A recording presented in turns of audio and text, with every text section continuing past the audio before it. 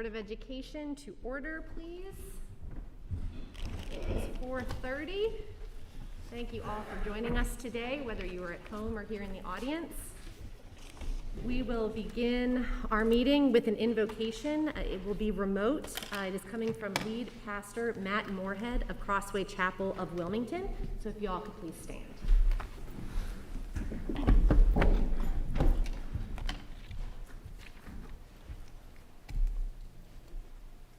Hi, my name is Matt Moorhead, and I'm one of the pastors of Crossway Chapel of Wilmington. And just wanted to thank you all for the way you serve our county and our area. Grateful for each one of you, and privileged to be able to pray for your meeting today. God, I do want to thank you for each person represented in this meeting, in this leadership team, for the Board of Education. I'm thankful for the role that they play in serving the students and families and individuals in our county. And God, I ask for your blessing on this time today in their meeting. I thank you for the ways in which you have guided and strengthened them during this complicated and difficult season. And I pray that you continue to grant wisdom where they lack it. Your word says that it's good to give thanks to you for all the good things you have done. And your word also says that where we lack wisdom, that we should come to the one who provides the wisdom that we just simply do not have on our own, the God of Abraham, Isaac, and Jacob. And so we ask on their behalf that you grant them wisdom where they lack it, that you grant them unity where they need it, where they need vision for the future, even if that future is just a couple of steps in front of them, that you grant them the vision to see what needs to be done and how to lead well, how to serve well, and I pray that you strengthen them for that task.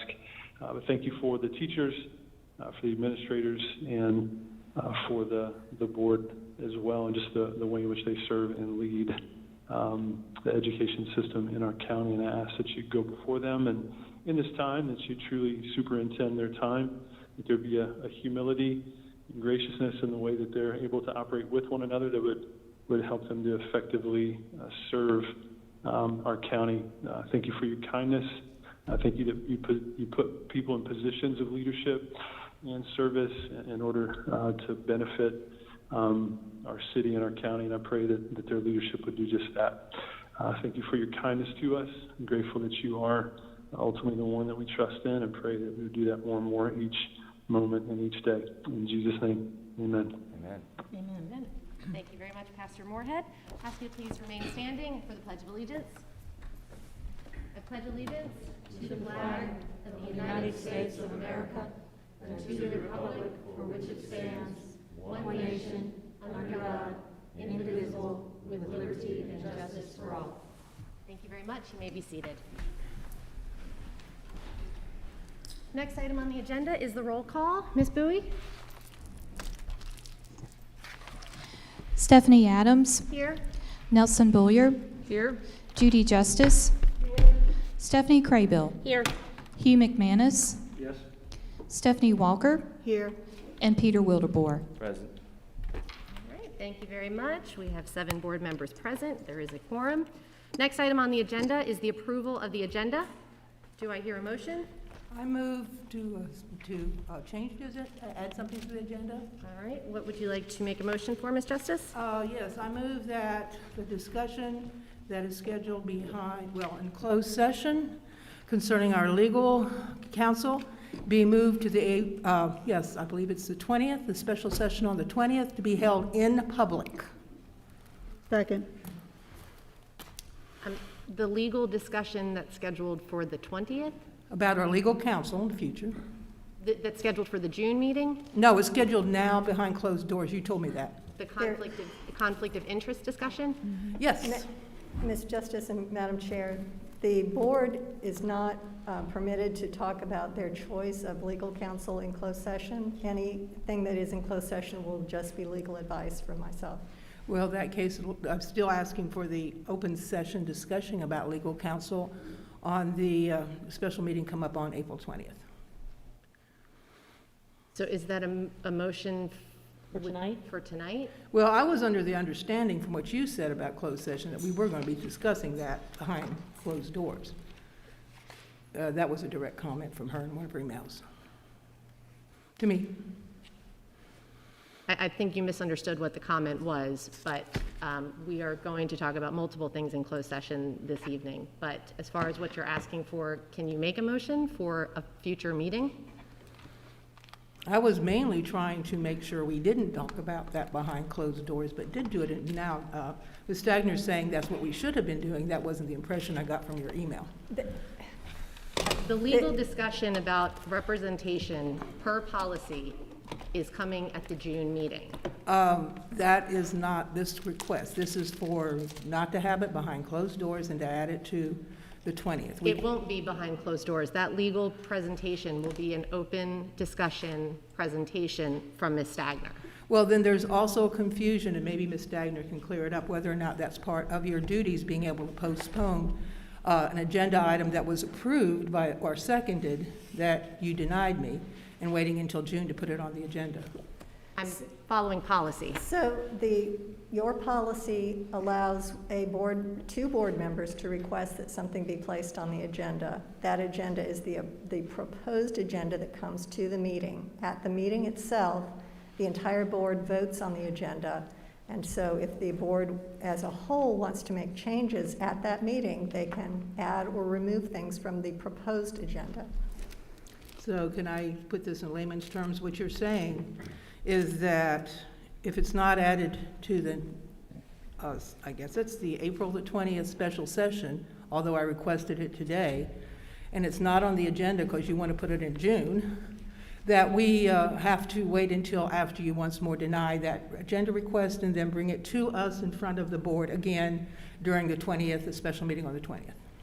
So your policy says that two board members may request an item to be added to the agenda. We do. It doesn't say that it has to be on the next meeting agenda. I think that the board chair has discretion to determine what the proposed agenda is. But Ms. Justice, if you want to make a motion at a meeting to add something to the agenda, and there's a second, and the full board votes to add that to the agenda, that can be added, but it would take a majority to add it to an agenda at a meeting. Well, at this point, you said you think. Are you absolutely sure that she has that discretion? It is my opinion she has that discretion. I mean, this is a discussion about So your the legal question- representation. The question is if she wants to make an agenda to make a motion to have something added to a future meeting, that's not, It's not in order at this moment because you've asked for a motion on the proposed agenda for this meeting. And we won't be talking about it, though, in closed session. The board, I am not an employee of the board. I am an independent attorney, a contractor. I'm not an employee. Employees, you have discussion about school system personnel in closed session. Your outside counsel, just like any other contractor that you enter into someone to provide services, is an open session discussion. So what I will be doing in closed session, as I always do, is give you legal advice. The board cannot talk about what its decision is on legal counsel in closed session. And I appreciate that. It was the email I received that we would be talking about it today that confused me. And I will continue to follow the procedure, but I do want to make it known that was your opinion, and we're talking about legal counsel, about whether or not she has that discretion. And that's one of the reasons we need to have this discussion, because legal counsel is very important to our future, independent. so are you pulling that motion back? Well, at this point, since you said it is not appropriate, but there's other avenues, I will go ahead and do that. Okay. All right, so the agenda item that we are talking about right now is the approval of the agenda. Is there a motion? Madam Chair, I'd like to have two deletions under 12 items B and C, middle and high school schedules, and remote Wednesdays. I feel like we covered that very extensively when we reopened the schools at our last board meeting, and I just don't feel like another discussion is really warranted. Okay, so there is a motion to amend the agenda to remove section 12, items B and C. Is there a second? Okay.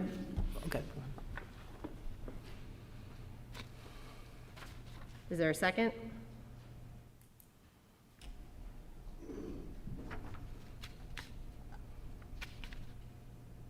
I'll second it. Okay, Okay. thank you, Madam Chair. All right, any discussion about these items? Yes. Did you want to go ahead? You're supposed to go first, Nelson, since you're the one that brought the motion. You're supposed to go first since you Since you brought the motion. As I said, as I made it, you know, going back and doing remote Wednesdays after we're already in school, or students are supposed to be in school tomorrow, discussing schedules, I know several families who opted for that continued hybrid model. I just don't think it's a good idea at this time, and I felt like we discussed it extensively at our last board meeting, so I'm not sure there's anything. We actually had a vote on a motion for remote Wednesdays, so. All right, any other comments? Yes. Ms. Justice? I felt that the process involved in adding that to the last meeting's agenda to last minute, and literally nobody else was aware of the AABB addition. We thought it was Plan A. We did not really have time to prepare or even have a very thorough discussion on what we were offered to vote on. And if we have that opportunity now, whether or not people agree, at least the public will see that we did our due diligence and discussed the matter, which is extremely important to our staff. And some of the comments that were, our reasoning behind it, need to be fleshed out more. As I said, the fact that we only found out about it literally that moment, the night of the meeting, didn't give us enough chance and opportunity to really prepare to have comments or a discussion on that matter. All right, any other comments or discussion? All right, so the motion is to amend the agenda to remove from item 12, items B and C. All those in favor say aye. Aye. All those opposed say nay. Nay. So I think, can we go down so we can get the count, please? Mr. Wildebohr? Nay. Aye. Aye. Nay. Nay. All right, so the motion fails 5-2. All right, again, the item on the table is approval of the agenda. Is there a motion? Move to approve. Thank you, Mr. Bollier. Is there a second? Thank you, Mr. Wildebohr. All those in favor say aye. Aye. All those opposed? Agenda is approved as is. All right, next item on the agenda is a closed session. Pursuant to North Carolina General Statutes 143-318-11, A1, 3, 6, and 7, to consider personnel matters and to maintain the confidentiality of personnel records under North Carolina General Statutes 115C-319 and -321, to prevent the disclosure of student records rendered confidential under the Family Educational Rights and Privacy Act, 20 U.S.C. 1232G, to consult with the board's attorney to preserve attorney-client privilege information, including in the cases captioned John Doe v. New Hanover County Board of Education et al., New Hanover County Superior Court Case number 19-CVS-2745, and Whitaker versus New Hanover County Board of Education, IC number 19-034762, and to hear reports concerning investigations of alleged criminal misconduct. Is there a motion? Move to approve pursuant to the statutes. Thank you, Mr. Bollier. Is there a second? Second. Thank you, Ms. Crable. All those in favor say aye. Aye. All those opposed? We are in closed session.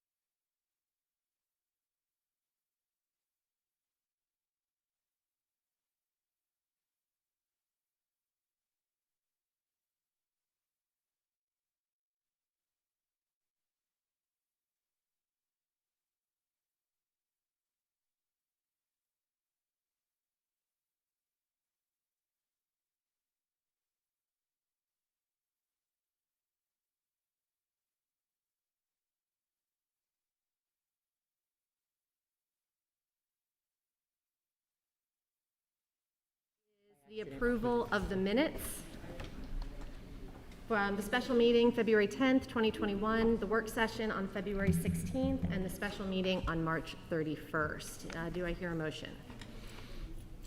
So moved. Thank you, Mr. Bollier. Is there a second? Video. Thank you, Mr. McManus. Any discussion?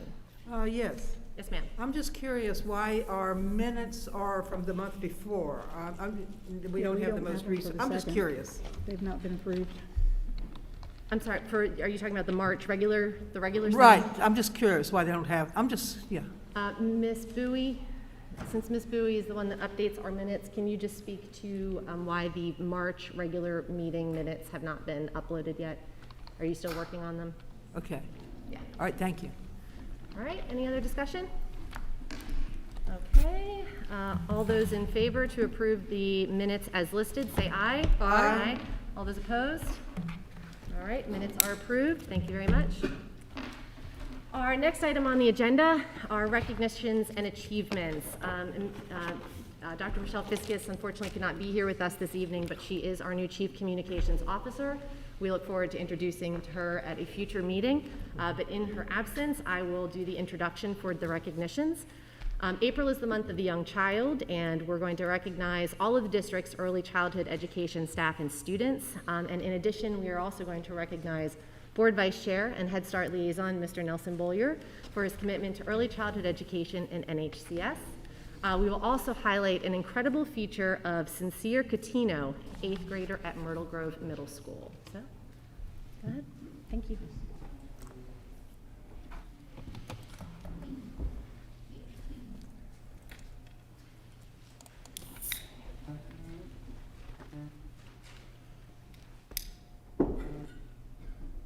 Hi, my name is Catino. I'm 14 years old. I'm in the 8th grade. I go to Myrtle Grove Middle School.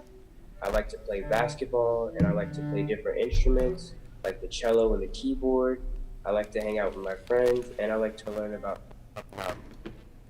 Sincere Catino is pushing forward each day towards excellence. He doesn't let his visual impairment or the current pandemic slow him down one bit.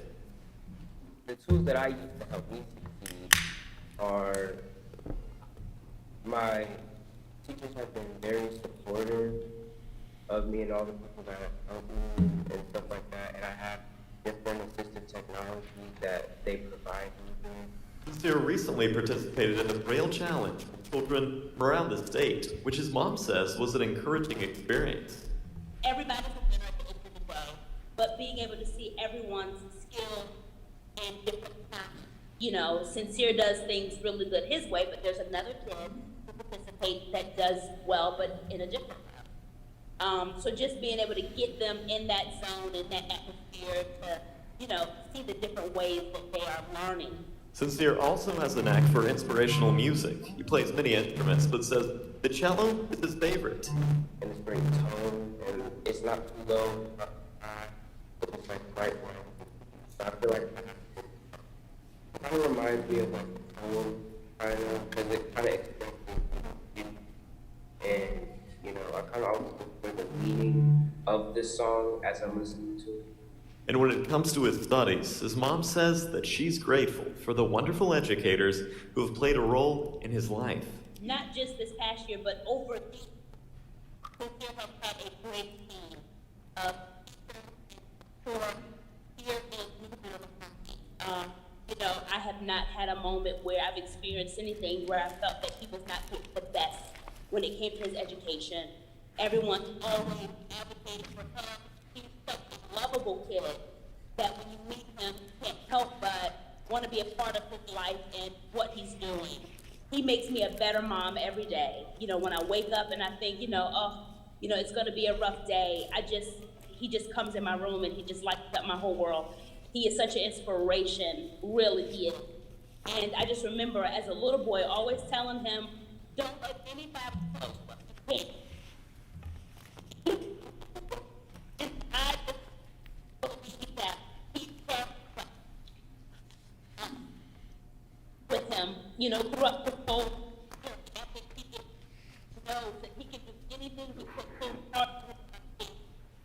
Look in the mirror. Like, go through daily.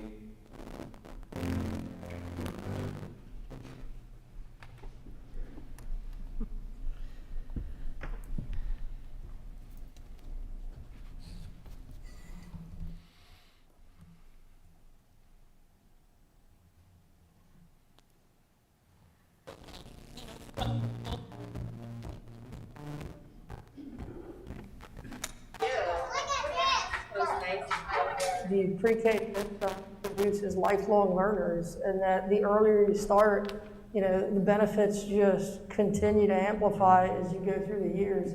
So, I mean, I think it's as much a right as, our Constitution says you have a right to a sound basic education. I think that needs to expand to include pre-K because it sets you up for that basic education for the rest of your life. It's a critical component of success in academics. Okay, so how do you build something to hold the animals and keep them from running away? Oh, you think if you put it on top? I like to say that in pre-K, we're in it for the long game. So I know a lot of people talk about kindergarten readiness and how important that is, and it is. It is important that our kids are primed and ready for kindergarten, but the bulk of the work that we do is a delayed sort of reward. And so we're in the business of wiring brains, which means that when we get children, their brains are only about 60% wired. And so by the time they leave us and go to kindergarten, their brains are 90% wired. So we have a huge amount of time to make all of these beautiful neural connections. So we're doing all of this intense brain work that just looks like play. We don't model our pre-K classrooms to be mini kindergartens. Our pre-K classrooms are developmental with a balance of differentiating the needs of our students, academic and social emotional. When everyone says having children ready for kindergarten readiness, it encompasses much more than just the academics. All right. I see your O and I see your E. It is the whole social emotional piece of a child being ready for school, being used to routines, being used to adults, being used to just different structures of operating in a school. I would say what I like about New Hanover County Schools is it's developmentally appropriate and it adapts to the needs of a community. I like that when we see a need of a community, we go and meet the need of the community. If we need more sites, we go meet and address those families that need support. If we have a waiting list, the next year there's a needs assessment, how can we bring more families in? Children are our greatest teachers. So when we get to work with children, we're not only teaching them, we're healing and teaching ourselves. For me personally, it's a social justice issue. So when we start early with fair access to high quality preschool, we set them up for excellence for life. I think the path to excellence has to begin with the first step, and in so many ways that first step down the path is the most important one. And I think that's what we do at our pre-K services throughout New Hanover County. Just so proud of the work that we produce every single day throughout the calendar year to make sure that every student in New Hanover County has a chance to be successful and to be their best. I know the pandemic has been especially hard on our youngest learners, and I know that every single person who services those kids, they've been at their best. So I just want to offer my appreciation to our staff, to our families, and to those 3- and 4-year-olds.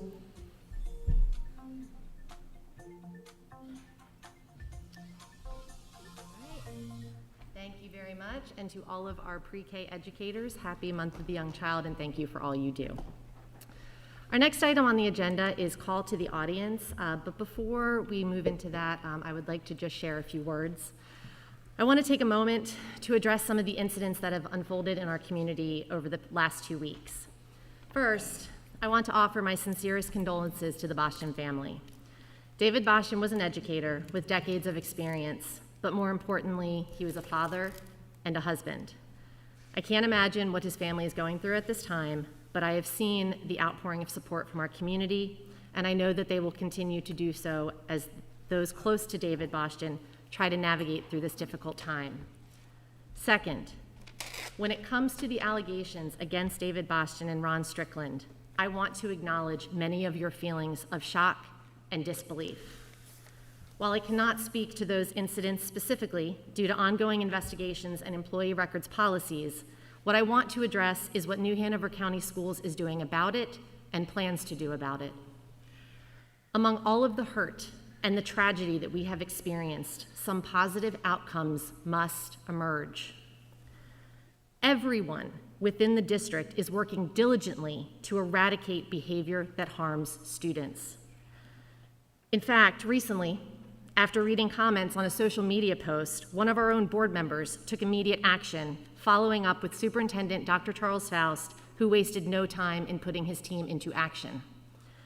I also want to commend Dr. Faust for his willingness to take the necessary steps to critically examine and improve our district.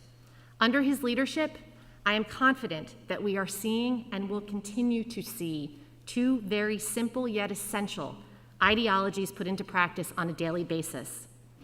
Those two things are setting expectations and holding people accountable. All of our educators need to know what the expectations are when it comes to reporting anything they see or hear as it relates to student safety. And then, if someone violates those expectations, everyone needs to understand they will be held accountable, no matter their position in the district. We expect everyone to report anything that feels suspicious to allow the New Hanover County Schools Administration to fully investigate. There is no excuse to keep information to yourself when it comes to the safety, emotional health, and well-being of a child. Furthermore, I look forward to new initiatives, training, and internal communication processes which will help keep our students safe. And finally, I want to thank everybody already doing those things. All too often, we focus on the handful who are not following our procedures, but so many of you are already doing the right thing. And for that, I have the utmost appreciation. Thank you. For call to the audience, I'm going to just read some basic parameters for this evening. Per policy 2310, each speaker will receive 3 minutes to present comments. However, if more than 10 people sign up to speak, each speaker will be limited to 2 minutes. That is not an issue this evening. We have less than 10 speakers for each items. Speaking order, at regular board meetings, speakers commenting on items on the night's agenda will be heard during the first call to the audience. Speakers commenting on other topics, non-agenda items, will be heard during the second call to the audience per the board meeting agenda. Speakers are welcome to offer comments or criticism directed at substantive ideas, actions, or procedures of the board and individual board members. In the interest of maintaining civility and decorum, however, speakers are encouraged to refrain from personal attacks and insults directed at the board, individual board members, staff, or members of the general public. The laws and policies of North Carolina provide that issues or concerns involving individual personnel matters are confidential and therefore not appropriate for public comment settings. Concerns related to personnel issues may be addressed through applicable NHCS personnel, the grievance policy, or other applicable policies. Speakers, including students, may discuss issues and matters of general concern, but should refrain from discussing confidential student information. Concerns related to confidential student matters may be addressed through applicable NHCS personnel, the grievance policy, or other applicable policies. On that note, we will start, and I will call your name, and you may come to the microphone. We will start this evening with Miss Sandy Isles.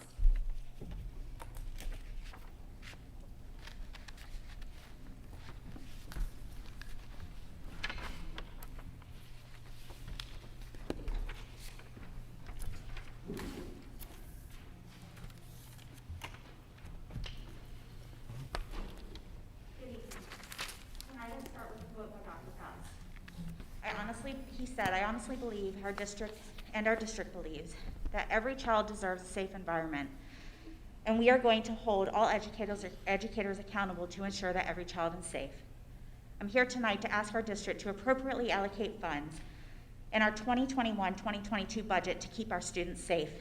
For the past couple months, I have approached the board asking you to review and improve your policy 4302R, Rules for Seclusion and Restraint. I'm asking you to fund our schools so that we have more counselors, social workers, psychologists, TAs, and EC staff, so that we can effectively address student needs and skill deficits in order to reduce the use of seclusion and restraint in our schools. I'm asking you to request additional funding from our county commissioners to permanently fund those support staff positions. I'm asking you to invest in increased positive behavior support training and resources to protect our students from seclusion and restraint. The latest data from the Office of Civil Rights show how our children with disabilities are disproportionately impacted by our seclusion and restraint policies. In 2017, there were a total of 195 restraints in New Hanover County schools. 174 of those restraints involved students with disabilities. Only 21 involved non-disabled students. There were a total of 485 seclusion instances. 477 instances involved students with disabilities, with a mere 9 instances involving our non-disabled students. That same year, Forest Hills reported 21 students were repeatedly secluded 242 times in 1 year. That is almost half of the instances in New Hanover County schools from just one school. All 21 students were a child with a disability. 18 of these children were black males. 2 were black females and 1 was a white male. We must implement policies that do not subject our disabled students to disproportionate use of seclusion and restraint. We must empower staff with all necessary training and resources to meet our children's needs while keeping them safe. Back to Dr. Faust's quote. Unfortunately, our children are not safe in our schools. They're not safe from sexual predators. They're not safe from our punitive behavior policies, and they are not safe from seclusion and restraint. New Hanover County Schools has been a source of pain, trauma, and discrimination for thousands of children for decades. It needs to stop. Align your budget to support our students and keep them safe from harm. Thank you. Chris Sutton?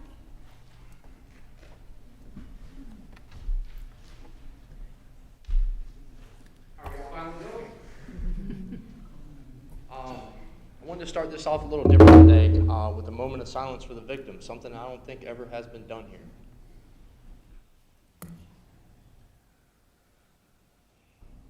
As y'all know, there's dozens. There's absolutely dozens of victims, and it's not just one incident. We have an issue, and it comes down to culture. And we talk about the good old boy club a lot. We talk a lot about a lot of issues, but at the end of the day, we're seeing more and more that the culture around here, it was acceptable to sleep with students. Regardless of how we word it, it is what it is, okay? And I wanted to start off with saying that. Now, I don't want to spend too much time talking about the Holiday Stadium. To be completely honest, I believe everyone knows where they stand. You have the United States Department of Education that came forward. They did an investigative report. I believe everybody here has read it, and they understand that retaliation was brought up, where a certain member, I'll not say his name, but there's a reason why we're trying to get rid of Holiday's name. That gentleman, he violated it, and it is what it is. He was guilty of retaliating against a parent of a victim. Not only that, but we have multiple victims that have came forward, okay? One of those victims was followed into the bathroom by Michael Kelly. You know, this is the thing. He went to Rick Holiday. He wanted help. He went to them to try and stop it. He didn't receive no help. Same bathroom, reminder that Michael Kelly was caught with video of him with a child inside of a public school facility, inside of a restroom. One can speculate it's probably going to be the same restroom. If that incident wouldn't have went to the air, a lot of my friends probably wouldn't have been raped, which lead me to here. That's why I'm here. I want his name gone. Now with that, I'm not going to spend much more time on that because legitimately I believe everyone knows where they stand. Ms. Adams, thank you for calling me the other night. I know you and I do not see eye to eye on some things, but you are a charming person. Legitimately, we had an amazing conversation. And while I don't believe I have your vote on a lot of the things, at the same time, you did at least tell me that you were trying to do what's best and you feel that you don't need to be portrayed as some monster. But understand what just occurred with this policy, with policy 2122, where I tried to get you to speak about Ms. Stogner. You had the ability to put it on this agenda. You had the time to put it on the agenda. The only reason it is not on the agenda is because you did not want it on there. And if I'm wrong, please correct me. Because the raw reality of it is, it should have been discussed in front of everyone tonight, and it was not. But I'm noticing another pattern, even like this Cape Fear Collective thing that just came up, just like the vote for Phase A and Phase AA and BB, these people did not even know that a vote was coming up. They did not even know that they were voting on Phase A, Phase AA, BB, and remote. I know that because I've talked to all of them on the phone. Ms. Crable didn't know, Mr. McManus didn't know, Ms. Justice didn't know, Ms. Walker didn't know, Mr. Wildebohr did not know, and I believe I spoke to you and asked you, and I don't know where you stood on that one. We didn't exactly make it there. But legitimately, there's a problem, and I think that we need to take some more time to think about this Cape Fear Collective. We haven't even talked about this competitor. We're talking about giving someone away all of our valuable metadata. That's not a bright idea to do with just a few days to look into it. I appreciate y'all's time. Thank you.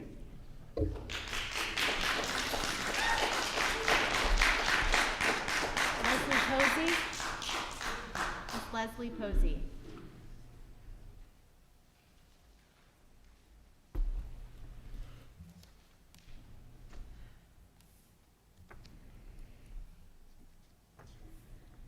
Good evening. Tonight I want to talk about items that are inadequately addressed in the district budget. Since September 2018, we have had 3 hurricanes and a pandemic. All have had significant impact on the physical and mental health of New Hanover students and staff. The resulting closures and partial reopenings of schools have resulted in a significant loss of medical and mental health services to students and staff. Additionally, we are already woefully understaffed in providing these services. The respective national associations recommend a healthy student population school provide 1 nurse for every 750 students. In schools with high-risk populations, the recommendation is 1 to 125. The recommendations for school counselors and social workers in healthy schools is 1 to 250. And 1 to 250 for schools with intense needs. I think we can agree that many of our schools fall into the category of high risk, especially after the past 4 years. Therefore, we have a serious need for more nurses, counselors, and social workers. I assume within the budget negotiations you are making plans to use the funds from the American Rescue Act, as well as state and local governments, to address these incredible deficits that significantly affect our children and staff. Finally, given the hurricanes, pandemic, and other events that continue to affect our children, I would like to leave you with a quote from one of my favorite authors, Holocaust survivor Elie Wiesel. Quote, "What hurts the victim most is not the cruelty of the oppressor, but the silence of the bystander." End quote. I hope you, in your positions of leadership, will not be the bystanders. Thank you.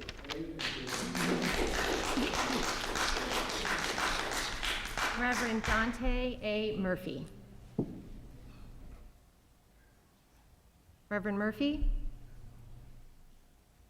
All right, if he comes in, we will just add him to the end of the list. Barbara Anderson. Barbara Anderson. Okay. Angela Caney.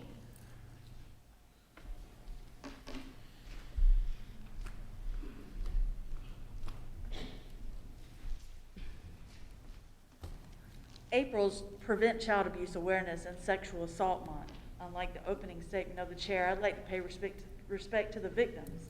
The name that's displayed at the top of the Laney Stadium is one that should have never been there and is long overdue to be removed.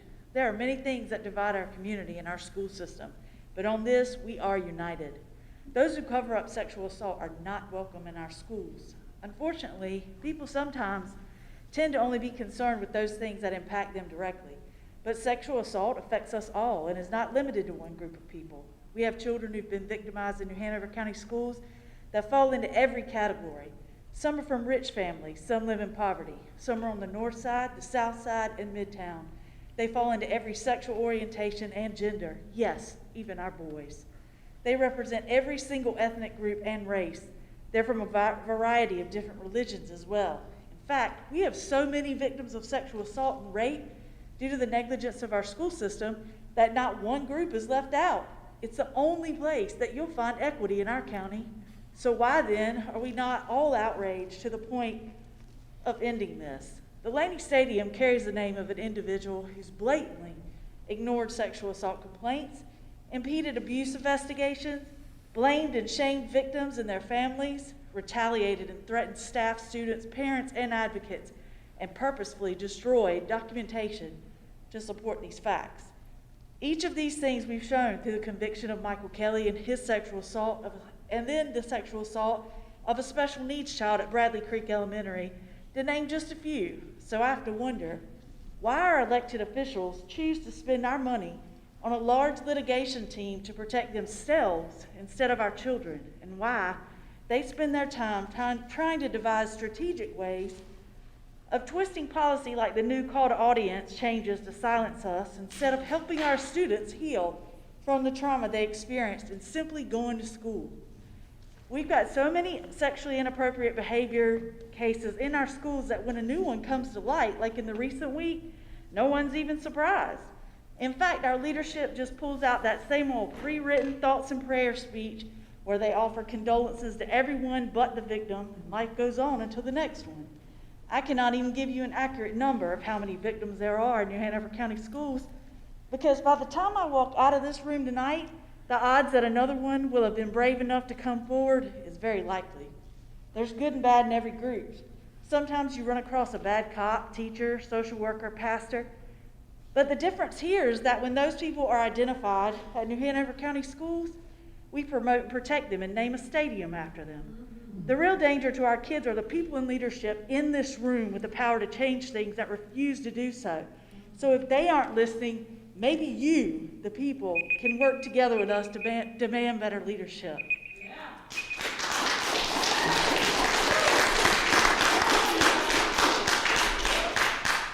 Alan Sewell.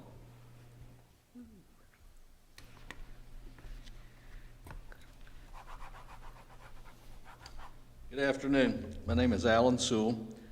I began my career in a great school system, I think, back in 1984, Laney High School. 32 and a half years later, I retired. Enjoyed every minute of it, working with the kids and hopefully bettering the northern part of the community. I thank you for what you're doing. It's not easy. A lot of this stuff did not happen on your watch. You have been faced with correcting it. So follow my timeline here. I will do a timeline to give you a little background. At the age of 15, a teenager named Larry Toto came up from American Samoa to New Hanover County. He arrived in Wilmington, and no one knew whether he was white or black. They didn't know whether to place him at all-black school in Wilmington, as in Williston, the Williston High School, or New Hanover High School. He ended up at New Hanover High School and was a standout football player. He went on and played football in college. He was a decorated college football player. He got into coaching. The summer of 1984, this little country boy from foothills of North Carolina was hired at Laney High School, along with Larry Toto. Rick Holliday had applied for the football job at Laney High School. He did not get it. He was an assistant to Larry Toto for the first year. The second year, he was demoted by Coach Toto to JV football as a JV assistant. Larry Toto took a program that I think at the time hadn't won a football game in probably 2 years to the playoffs, upgraded the program. If you've been around Wilmington, you know the Toto name. It's very well respected. In short, Rick Holliday came back to Laney High School. I witnessed this as a teacher and a coach. He came back as assistant principal and athletic director and fired Larry Toto, one of the most respected men in New Hanover County. I will ask on behalf of hundreds of students, teachers in New Hanover County, parents, that if you do rename the stadium, that it needs to be Larry Toto Stadium and correct the injustice that was done to this man.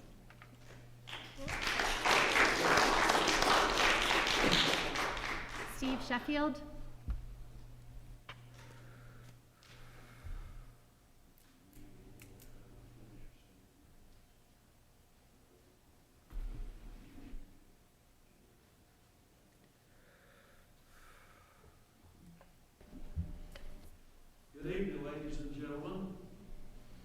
this man. He's a fine man. I've met some of you, and you're all distinguished in your roles.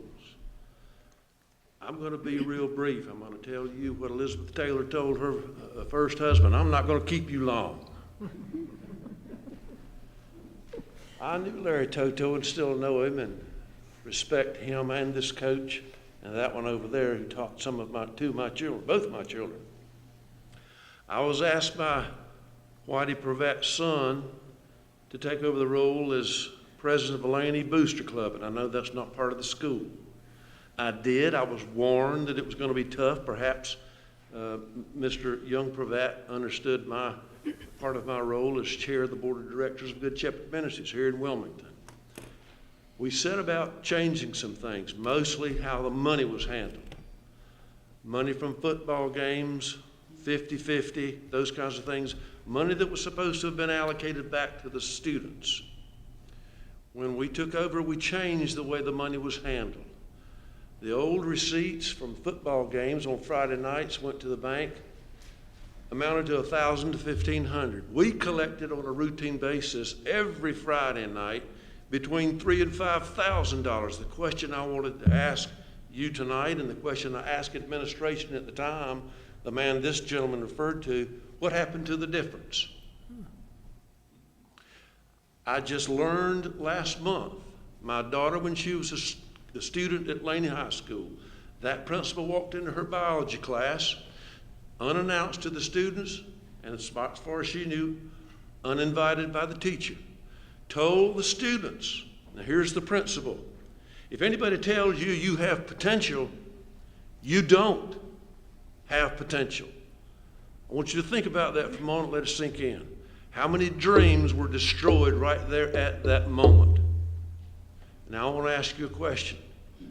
Do we want our children to have that name or that stigma attached to any building or any facility in New Hanover County? I think the answer is a resounding no. Now, I have some notes, but I'm not even going to look at them because I see a half a minute left. I want you all to understand that there are people out here and watch it on camera who love their students more than you do unless you have students. They hold not only the keys to their future, but their hands hold the vote and the purse strings for this county to pay for all of this. Thank you for your time.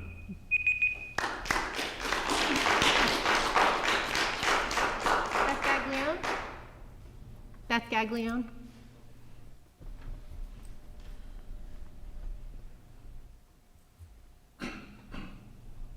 Dr. Faust, Ms. Adams, and all of you, board members who are here tonight. I wish I had prepared remarks, but I had planned to just speak. I've got to ask you to keep your mask on. Oh, I'm sorry. Sorry. I wish I had prepared remarks, but I don't. I came here as a parent who feels quite desperate and unsure how to move forward and be an advocate for my child. So I'll share briefly the story of my family. Our journey started with my Mary Lou, who's here with me tonight, and her chemistry teacher her freshman year at Isaac Bear High School Early College being arrested for sexual crimes against minors. Try to explain to a 13-year-old why she will never see her favorite teacher again, ever. Then a year or so more later, a teacher at her middle school was arrested for similar crimes. Both teachers now sit in jail. Here's where the story compounds for me and where I cannot think of what to do to help our community be better. And it's what I want to do every day. We continue to hear rumors that there are other teachers that have been protected in similar ways, that these same teachers who now sit in jail were also protected. One was arrested last week and committed suicide. Traumatic experience for my family. One retired from coaching duties earlier this month and was arrested yesterday. Another traumatic experience for my family, and my child was not even a victim. I can't say that she was. She just sat in those classrooms. The volleyball coach retires. That is so frustrating. My heart is weak on this subject. I don't know what to do.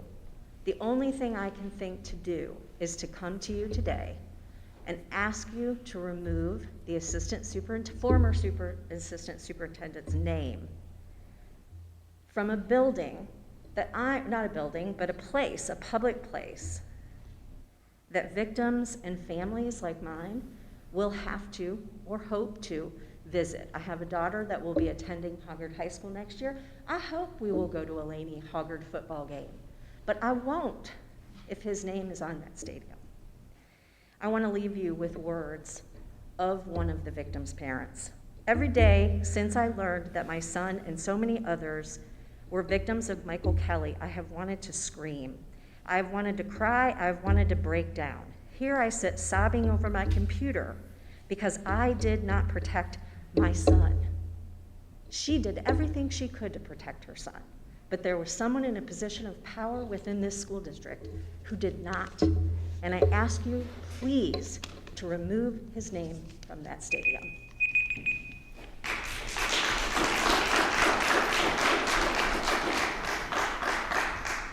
Richard Wilkins? You pass? Okay, that then is the conclusion, unless Reverend Dante Murphy or Barbara Anderson. That is the completion of the agenda items called to the audience. The remainder of call to the audience items will be at the end of the agenda. All right, next item on the agenda are the consensus items. First item, budget amendments. Mary Hazel Small.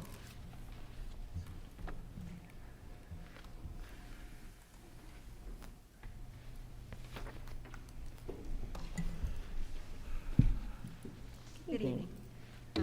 Tonight I present two budget amendments, one federal budget amendment number 2 and capital outlay number 3. I just wanted to, the federal amendments are just routine amendments that come from the state throughout the year. But it did include transfer of ESSER funds where we changed the original plan so that we could do some HVAC upgrades to install, improve air quality in schools. And then for the capital outlay number 3, this actually relates to the budget presentation I'll do a little bit later related to capital outlay. We had an unexpected failure of a chiller at Bellamy. And so some of the money that we were planning to budget next year, we went ahead, because we already had access to it, it was in a local sales tax refund, to budget for that repair immediately. And so that budget amendment is submitted for you tonight. All right, you have heard the recommendation. Is there a motion? Moved. Thank you, Mr. Bollier. Is there a second? Thank you, Mr. Wildeboer. Any discussion? All those in favor say aye. Aye. And those opposed? All right, amendments are approved. And disposal of surplus property, I believe it's you as well. Thank you. I request your approval to dispose of surplus property no longer necessary or desirable for public school purposes to be disposed of in accordance with public school law. There's the list of items for you, and upon your approval, we would plan to have an online auction from May 8th through June 8th. All right, thank you very much. You have heard the recommendation. Is there a motion? Moved. Thank you, Mr. Bollier. Is there a second? Second. Thank you, Mr. Wildeboer. Any discussion? All those in favor say aye. Aye. All those opposed? Motion passes 7-0. Thank you. Next item on the agenda is the personnel report. Dr. Coker.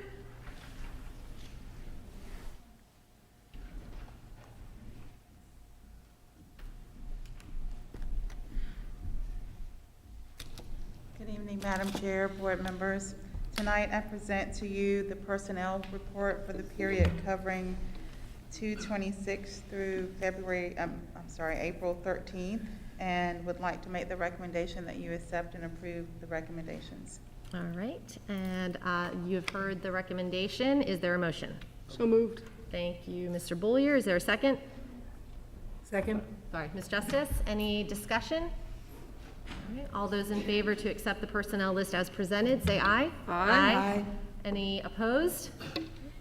And I believe that two of our personnel recommendations are here this evening. Would you like to We do introduce them? have two of our recommendations here this evening. I'd like to call up Brent Hall, who is the new principal of Winter Park Elementary School, and Kim Morrissey, who will be the new principal of J.C. Rowe. Congratulations.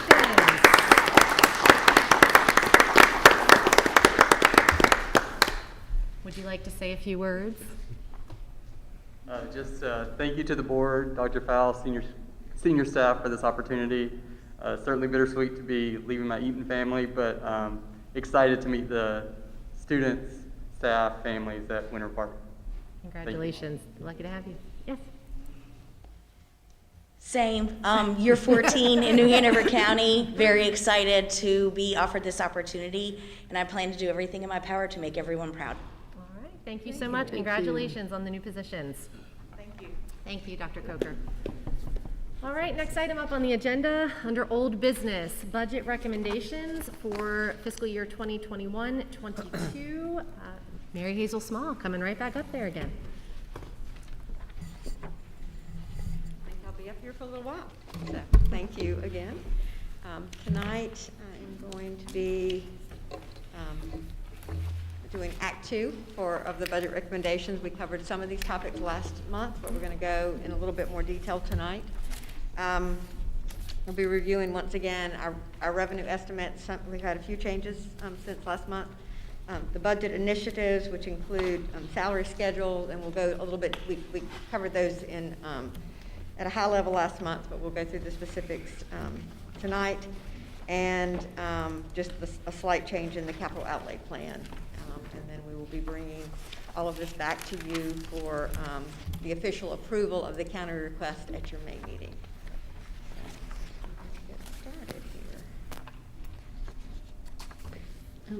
So starting. Madam Chair, should we hold our questions till the end? Oh, yes, thank you. This is a fairly extensive presentation, so board members, as we go through, if you've got questions, just make sure you're notating them so we can let Mary Hazel get through it all, and then we'll do the questions at the end. Thank you. I Thank meant you. to say Thank that. you, Ms. Grable. So thank you. So for revenue updates, state projections, are always difficult because we do our budget process before the state does theirs, but we're hoping any day now to have the Senate budget be more realistically sometime between now and probably the 1st of May. But as soon as that's released, we'll have a much better idea of some of the estimates that affect not only our state but our local budget in terms of our benefit costs, retirement match, health insurance, those kinds of things. And what we do know about state is we already have the number of projected students from the state for us, which is extremely high. It's 26,641. This year's budget was based on 26,000. So they are continuing to recommend that we're growing faster than we're actually growing. Our local projections are closer to the 26,000, and so that is what we're using to allot resources out to schools. A little bit later, we'll be talking about the county budget. They are budgeting closer to 25,500, and so everybody's using a different number, but we'll know when school starts. So we'll be budgeting each of these sources based on those estimates. But with the state proposal, that's a 2.5% increase in our state revenue. It's certainly subject to change if the students don't come at that level. But we also have the federal money that would help offset that if that were to be the case. So we wanted to go ahead and get the resources allocated to schools, so we're going with the 26,000 number. The other thing to mention with state projections is that we're in the 4th year of our class size reduction. And the way the state did that was they increased every year, or sort of funded a 1/4 of the formula to allocate our enhancement teachers, art, music, and PE, separately from teachers. And so we'll be fully funded in the new year, and that will give us 14 additional state teachers that we'll use. We already have the enhancement teachers hired, but we'll use those for classroom teachers to reduce class size. So for federal, we talked a little bit about this last month, and this is a very similar slide to what you saw. These are our proposals right now for ESSER 2. That is the $25.4 million, sort of the second installment of federal relief funds. We did find out more recently that our ESSER 3 is still pending, but our allotment is anticipated to be $57,024,000.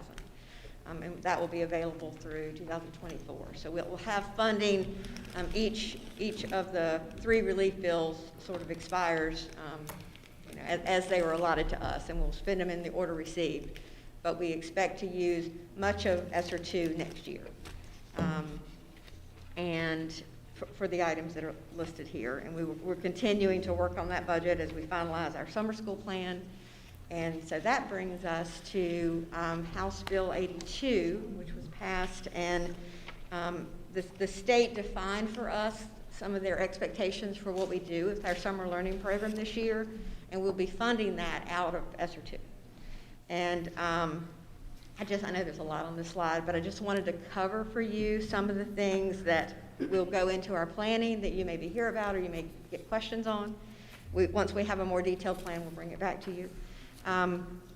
First of all, the purpose of the program, of course, is to provide in-person instruction on specific subjects, as well as offer additional enrichment activities to students in kindergarten through grade 12 to address learning loss and negative impacts students have experienced due to COVID-19 during the 2021 school year. And so that's the reason for this.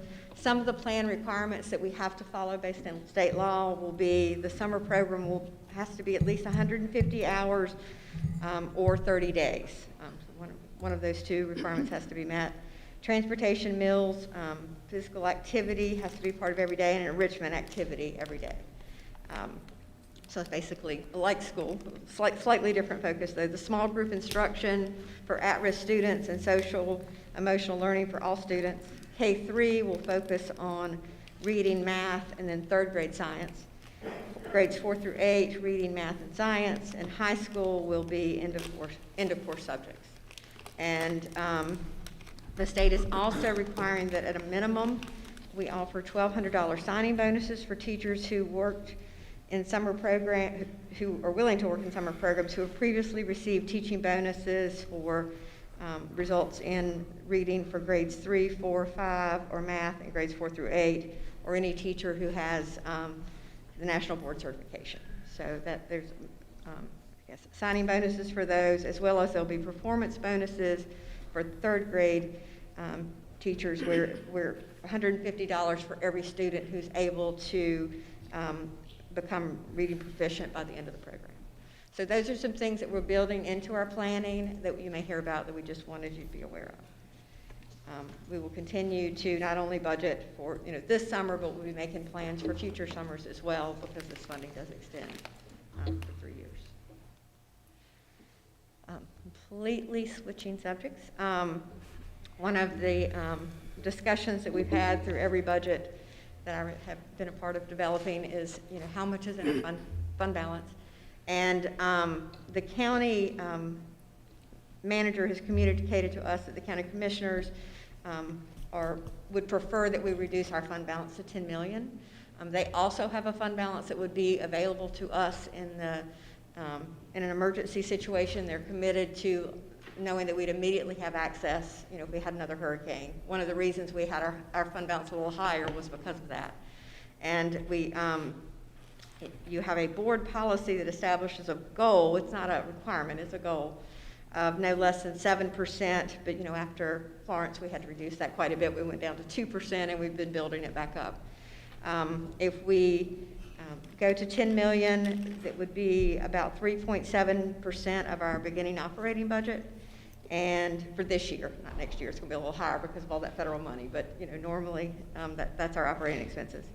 And we plan to, in the final budget that is brought back to you once we have all this other state and federal finalized, we will be appropriating fund balance to get down to that $10 million in next year's budget. So any questions about that? I know that's a lot. And fund balance is probably not something you think about every day. Oh, I was supposed to wait till the end. I was about to say, well, we're going to wait till the end, but let's wait till the end. So, but I'm writing it down. I know you're ready, so remember that one. We'll come back. I'm going to switch now to talk about the county budget request. So this looks a little different than some of the projections I had for last month, because we've continued to talk to them, and last month I was using our estimated enrollment, and now that they have calculated their own, you can see the enrollment. That first section is the operating summary, where we break out the portion that we receive and the portion that flows through us to charter schools and lab schools. And so the total estimated enrollment for New Hanover County is 27,422, but our portion would be 25,553. And so you can see the revised current year number. You remember they gave us an increase mid-year, which for the bonuses. And so that's kind of our starting point. They did ask that we use that towards teacher supplements in the new year, which we plan to do, and then increase that by the amount. It's sort of a net amount, but most of it is an increase for the teacher supplements, reduced slightly because it's slightly less students that they're funding us on. But the new per pupil that we are proposing and they are proposing is 3,423. The adjusted per pupil this year was 3,011. So it's quite a big increase. We'll talk about how we're going to spend it in just a moment when we get to teacher supplements, but most of that is for teacher supplements. So for us, that's a 13.6% increase. For capital outlay, for several years, the county had funded us at $3,696,000. That was reduced by half this year, both in our budget and the county reduced their capital as well, because we weren't sure what was really going to be happening with the budget last year in the middle of COVID. And so we were a little more conservative in the planning, but now we expect that that would return to the prior year funding level. And we are also requesting that the pre-K grant be doubled. The county for several years has funded 3 additional classes for pre-K, and we are asking that that be increased to 6. So the total projection for all of this is $98,582,170, with just under $6.5 million going to charters. Okay, so now for budget initiatives. The first 2 we're going to spend a lot of time on. The other ones I'm going to cover quickly, so I'm going to skip over the first 2 for a minute. But that's the salaries and supplements that we'll cover over several slides, and expanded program support. But just as I mentioned last month for number 3, we do expect our liability insurance to go up, but we don't have those numbers yet. We're still waiting to hear. And of course, we're waiting on the employee benefit cost increases. We know about the K-3 class size reduction, which is great. We also, items 5 through 8 is what we already mentioned before that we're going to do with ESSER 2, which is the expansion of mental health support. The phase 1 of our one-to-one initiative that we hope over 5 years to get to be one-to-one for all staff and students. In terms of technology devices, and then the summer learning program that we just discussed, as well as curriculum upgrading curriculum for all grades, system-wide. And I'm going to move from that to expanded program support. So during this past year, several organizational changes have been made, and we have rearranged things, and some additional positions were added in the areas of instruction, communications, and human resources to sort of stabilize and move us forward. But Dr. Faust is recommending that we add 4 additional positions in the coming year at the central level to provide increased support. One would be a 3rd executive director of schools, focusing on enrichment schools, supervising principals of those schools. 2nd would be a director of curriculum instruction, and that's currently handled by the budget is handled together by the elementary and secondary directors, sorry. Couldn't think there for a minute, but they're going to be focused on supervising principals moving forward. We're asking for a lead science teacher. Currently, there's a shared science and math lead, and separating that so that we have full-time math and full-time science. And then a director of college and career readiness to enhance student support for college and career readiness. So those are that requested positions that will be in the local budget that will be presented to you for approval. And now we're going to talk about teacher supplements. So this is the most exciting slide that we're going to talk about today. Currently, our supplement is, I didn't even put that on here. I think it's 27th in the state. But the county would like to increase it to number 1. So we'd have the highest supplement in the state, and that would be an average of $9,000 per teacher per year. This would be about a average of 237% supplement increase, not salary increase, but supplement increase from the old scale to the new scale. The new scale's at the top of this slide, the old scale's at the bottom, so you can see the increases there. Currently, we have a base scale and a targeted scale that only applies to certain schools. We are going to consolidate them into one, but Human Resources will be developing an incentive plan for targeted schools beyond those rates, but that plan is not complete yet. So that will be part of this, but it'll come a little bit later. But these amounts exceed the current targeted rates, so there will be an increase for those as well. We also have a hard-to-fill supplement now where our EC teachers get $100 extra per month, and our speech teachers and psychologists get $200 extra a month. We are going to one hard-to-fill rate, which is $200 higher than each of the levels listed. But we are expanding that to also include secondary science and math and selected CTE teachers. So it's much expanded, hard to fill for all the areas where we find difficulty. So those will be higher. And that is the last 2 columns showing the monthly and the annual amounts. So kind of simple when you put it all up there, but it's a very busy slide. So I just, you will have in your packet, you have all the proposed schedules, and it's not a comparison, it's just the new one, so it's a little bit easier to look at, but I wanted you to have a reference from the old to the new. I think I'm going to frame this one. Huh? I think I'm going to frame this. There you go. Next would be assistant principals. So just a explanation of how assistant principals, how the state pay scale is set. It is 19% above the teacher scale for assistant principals. And there's some, over the base teacher scale, some teachers are paid if they have national boards. If you have national boards and you are in a position where you get a master's, it's pretty much a wash. You could actually make a little bit more than an assistant principal would. We don't have anybody in that situation right now, but that could happen. So our supplement that we are proposing is to start with the new teacher supplement and add $50 to that, so that you would make a little bit more as an assistant principal if that situation occurred. This would take the assistant principals from a rank of 23rd in the state to a rank of 3rd. And the cost of that would be about $316,000. So that is not part of the county's proposal, that's part of our proposal to use local funds for. I mean, it'd be county funds, but to repurpose existing local funds. And then for the principal supplement, we are requesting to add just $50 to the current principal supplement, just a minor increase. And I do want to go, I haven't even switched slides, so I wanted to go back to this principal slide that's still up there. One of the things that I didn't mention is Dr. Faust is recommending, if you see at the top, that's the current assistant principal scale, and there's just a base, and so we have assistant principals that are 10.5 months and 12 months. So you see the monthly amount, the 10.5 month annual, and the 12-month annual.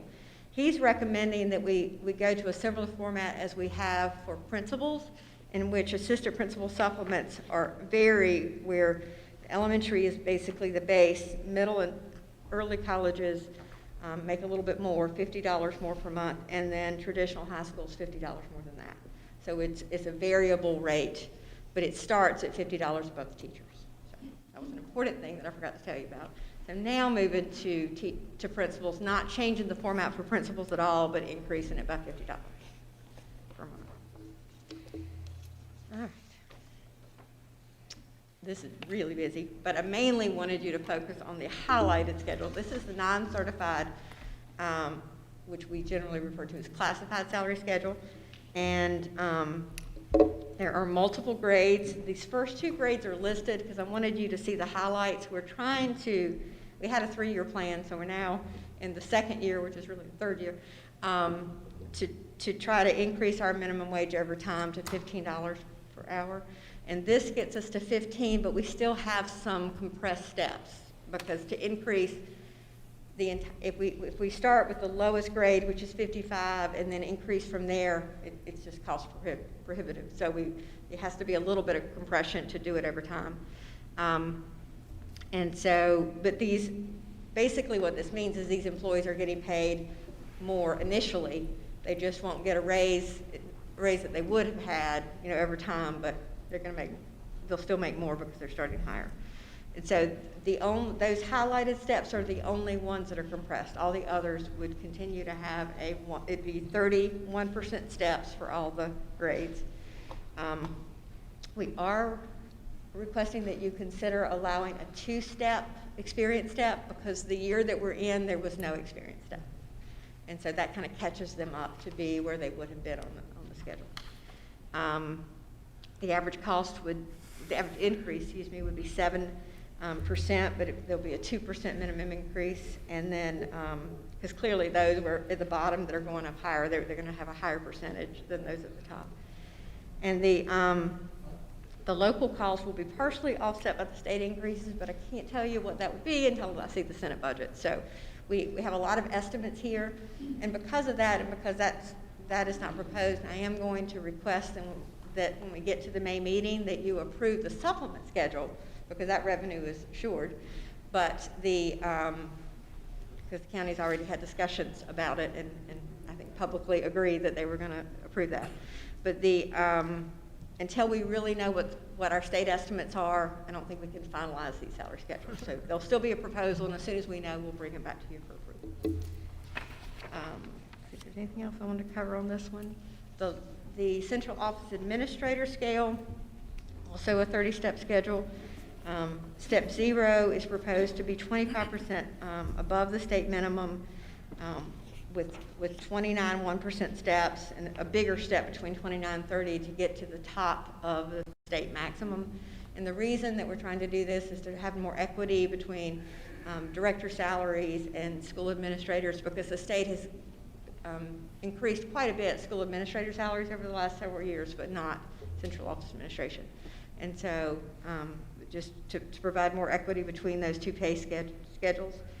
Let's see what else do I want to say about that. It's an average increase of 10%, and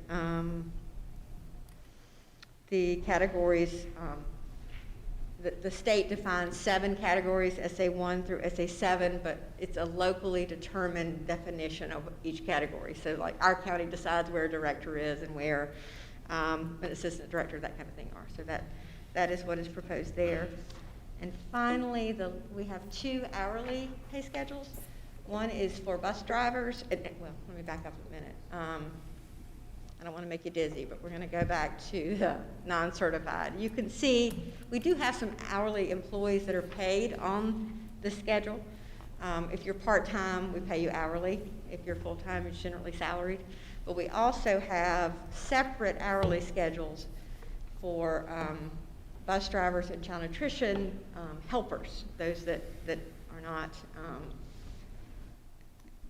for child nutrition, those that are not in a permanent status. And so the reason I wanted to show both of these schedules to you is for bus drivers, the goal was to get to the $15 minimum wage quicker.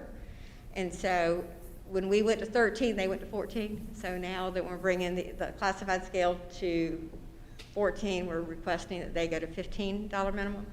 And you'll notice they don't have 30 steps, they have 15 steps, and they get to the top of the scale in 15 years instead of 30 years. The state range for bus drivers is a smaller range, so it starts high. Well, we're starting higher, but then we can't pay using state funds above the top of the state range. And for child nutrition, we would go to a $13 minimum. We got to 12 with the last change. And increasing sub-rates for both of those categories. And so for capital, I promise not to go through the whole capital outlet proposal again. I just want to point out it's a little bit less than it was before because we had to go ahead and budget that interlocal sales tax revenue for the Bellamy chiller. we are recommending that we move an HVAC project scheduled for Laney to 2 years out, so for the 22-23 year. In order to, we'll still budget all that we have, but we felt like it was an emergency. We need to go ahead and deal with that chiller this year. So that's the only change, but it does affect numbers on all three of these slides, so I'll just quickly go through those. And we get to our next step. So I'm going to go through this and then be glad to answer any questions that you have.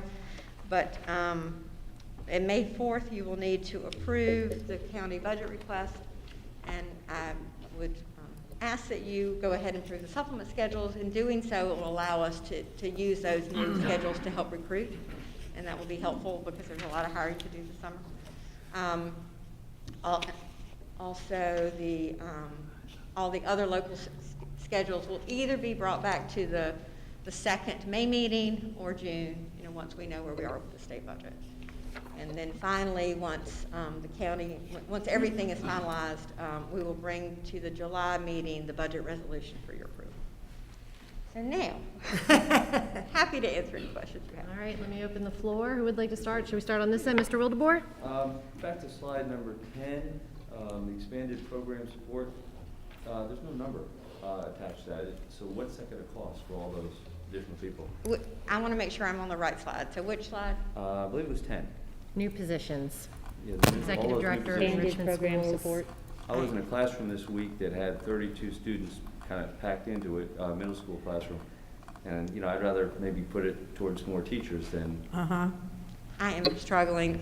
I can't hear very well. Could somebody speak it a little bit louder into the microphone? Expanded program support. I can't see the numbers, so. Right under budget initiatives, right there. Right, yeah, you had it. Keep going. So sorry. Go back. One more back? Yep. Or forward, I guess. Forward. Forward, sorry. There you go. Right there, yep. Okay, now what's your question? What is the cost for those 4 positions? Yeah. Or approximate cost for those? What is the approximate cost?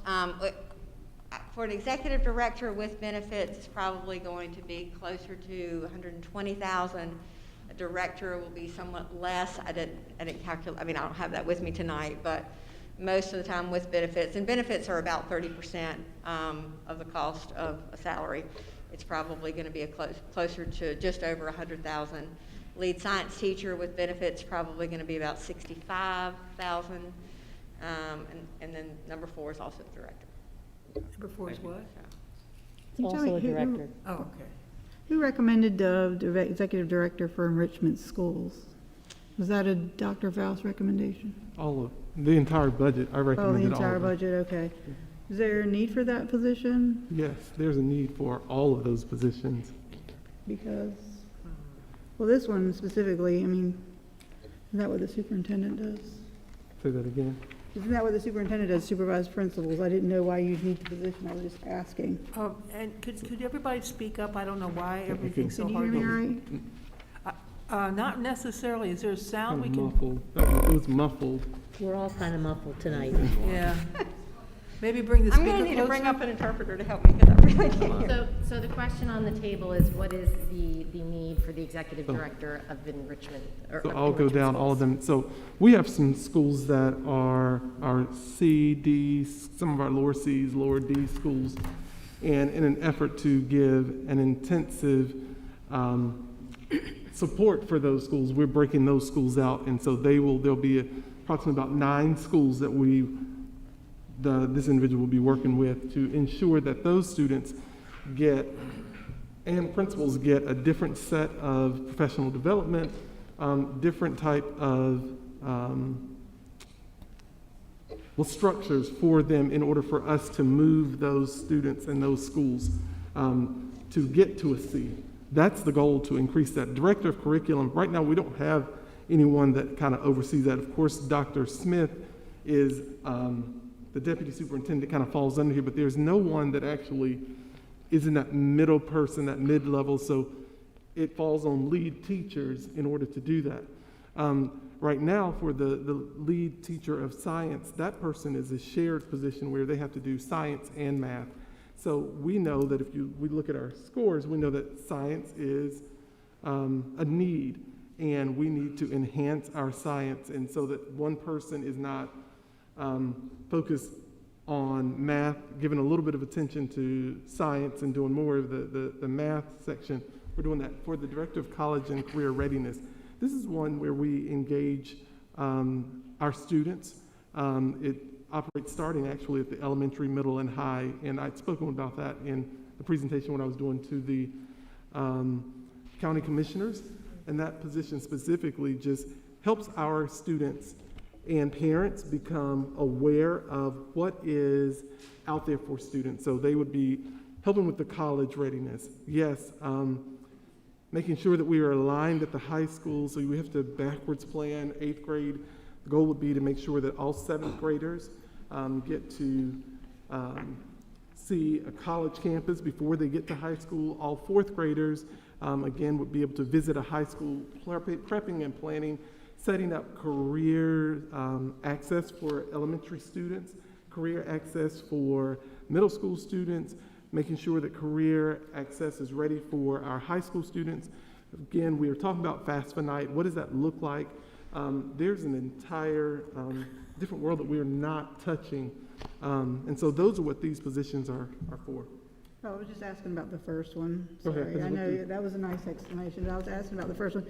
You were trying to get 9 specific schools that Yes. you're looking at? Yes. And you want to bring them to C schools? Yes. Is that what it was? Okay. Yes. See, well, the goal is to actually have no C schools. Our district is capable of being all A's and B's, and to give those supports to the students. Our push is to have all students at the elementary level reading on grade level by third grade. And so, Is that position going to also look at other supports those schools need? Because it's not just obviously grades. a little muffled. Other support, I was just wondering, is it other supports that they're going to give besides just for grades? I mean, Yes. There's a lot more than just that some of Absolutely. these schools need. And you'll hear that coming through. We have ESSER 2 and 3 that you'll hear about later. We've got to put that plan together in order to present it to the state, present it to you. So yes, the social emotional portion will be covered through there. Social workers, I think we have that in another slide. Counselors are additional. Those are all in other areas. But yes, this isn't the same budget as our ESSER budget, which is a different one. Yes. We talked about it earlier. Would this include, I guess, under the umbrella of your position, the workforce, the middle school workforce Yes. development, exposure? early? Absolutely. Madam Chair? Yes, Mr. Boyer. The expansion of mental health support, additional social workers and counselors, do you have an idea of how many? I didn't bring the list. I want to say, I'm going to look to Julie, 7 or 8 of each, but I'm guessing, and I don't want to guess for you. I do know the exact number, and I will send it to all of you. But they're, I can look it up at the break unless you know off the top of your head. Yeah. Okay. But I can say It was that in the last presentation we did, so as soon as we take a break, I can look that up. the beauty of this is one, so looking at this one, the great part is, of course, well, all of it, but the supplement for teachers. When you look at the ESSER 2, that's an additional $27 million. When you look at the ESSER 3, that's going to be $57 million additional dollars that we're going to get. So Mary Hazel and I were talking, it's like, it's a great thing, it's a great problem to have, but it's kind of stressful because we've got to get these applications ready by I think it's May 7th. May 7th. So we, of course, are presenting on this one, but tomorrow we're spending all day, or a lot of the day, and then on Monday we're spending to get those applications ready because, we're talking about an additional 70 plus 78 million, I do math, but doing it really quickly right now, $1 million that we have for schools. So it will look at, sorry, it keeps sticking in my mouth. It will look at our social emotional aspects of our students. That is something that we are very much taking into consideration, and positions that are in there. And when you look at the fact that our current budget, before some of the mid-year increases was under $300 million, this is a significant increase in funding that's going to be available for programs. So these budget initiatives were a little bit of our initial planning for ESSER, which is ESSER 2, and also the things that we were planning to do locally. So I know it's hard because we're giving it to you in pieces, but we're kind of building it in pieces because, like, I just got the first training on ESSER 3 was Monday from the state, so it's just coming fast. And I did just want to briefly mention that 85 million to 98 million from our county. That is just an incredible show of support for people who have suffered and worked so hard these past months. And I just want to thank our superintendent because that takes a lot of trust for somebody to hand you that big an increase. And I know Dr. Faust has worked very hard to develop that, and I know they appreciate it, and we certainly appreciate it, sir. Other questions? Yes, Yes, but Ms. you're Justice. working your way around, so probably it's Ms. Craybell's turn. When do you expect that we're going to have some more info on the summer learning loss programs? Oh. Sorry. That's, was it H82, House Bill 82? Yeah, that was, So, excited about that one, but we have got to reach out to Redo teachers and talk with them, because at the time it was, will you teach? Are you interested in teaching?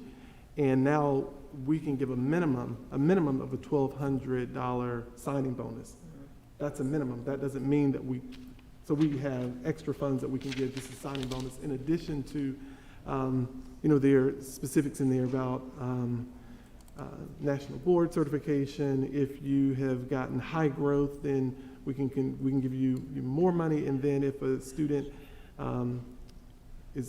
gets, I think, proficient in reading, every student, so if you have 20 students in a class, if every one of them, you get an additional $150 per student. And so we have to go back and look, and we'll market that, because what we don't want to be able to do, what we can't do, and well, we've got to also set the standard of what will it look like. Right. Who are the kids that we will be coming to summer school? And again, we just got the information, but we've got to give it all. Okay. So we're working on it. and so the end of the week of the May board meeting, the end of that week is when all this will be due. So it isn't that we can't, make some adjustments after that, but we will have to, that plan will be finished by that week. So we hope to have a lot more information for you at that point. One thing, as y'all were talking about that slide, there was one point that I didn't make that for teachers who may be interested in working in the summer program, may be interested in. The state is changing how they will be employed in the summer. And so they will be considered temporary contract workers. So if they hear that, all that means is they're still paid through payroll. It means that they're not, they won't be contributing to retirement, nor will we. So it won't increase their retirement income, which actually means their take home's a little bit more. And they won't have leave accrual. So it's just sort of defining in there how we will pay them, but that, they'll still be paid through payroll. So it's not like that they're an independent contractor. It's just how the state's defining that. And I forgot to say that, so. So we'll start marketing to the teachers as soon as we kind of know what our program looks like. Absolutely, Okay. absolutely. Moving down the line, Mr. McManus, did you have a question? No? Okay, Ms. Justice. what Oh, about you? yes, thank you. I have a couple questions. The fund balance, they are talking about reducing it, and I've always had an issue with the amount anyway, so that's not the issue with me. I just wanted to know what the average, do you have any idea? You probably do, knowing how good you are. Do you have an average of what the normal percentage of a state fund balance is across the state district-wide? I don't have that. I mean, it is published from time to time. I haven't seen it recently. I do know that when it's published before, we've generally been on the higher side of what other folks are able to have.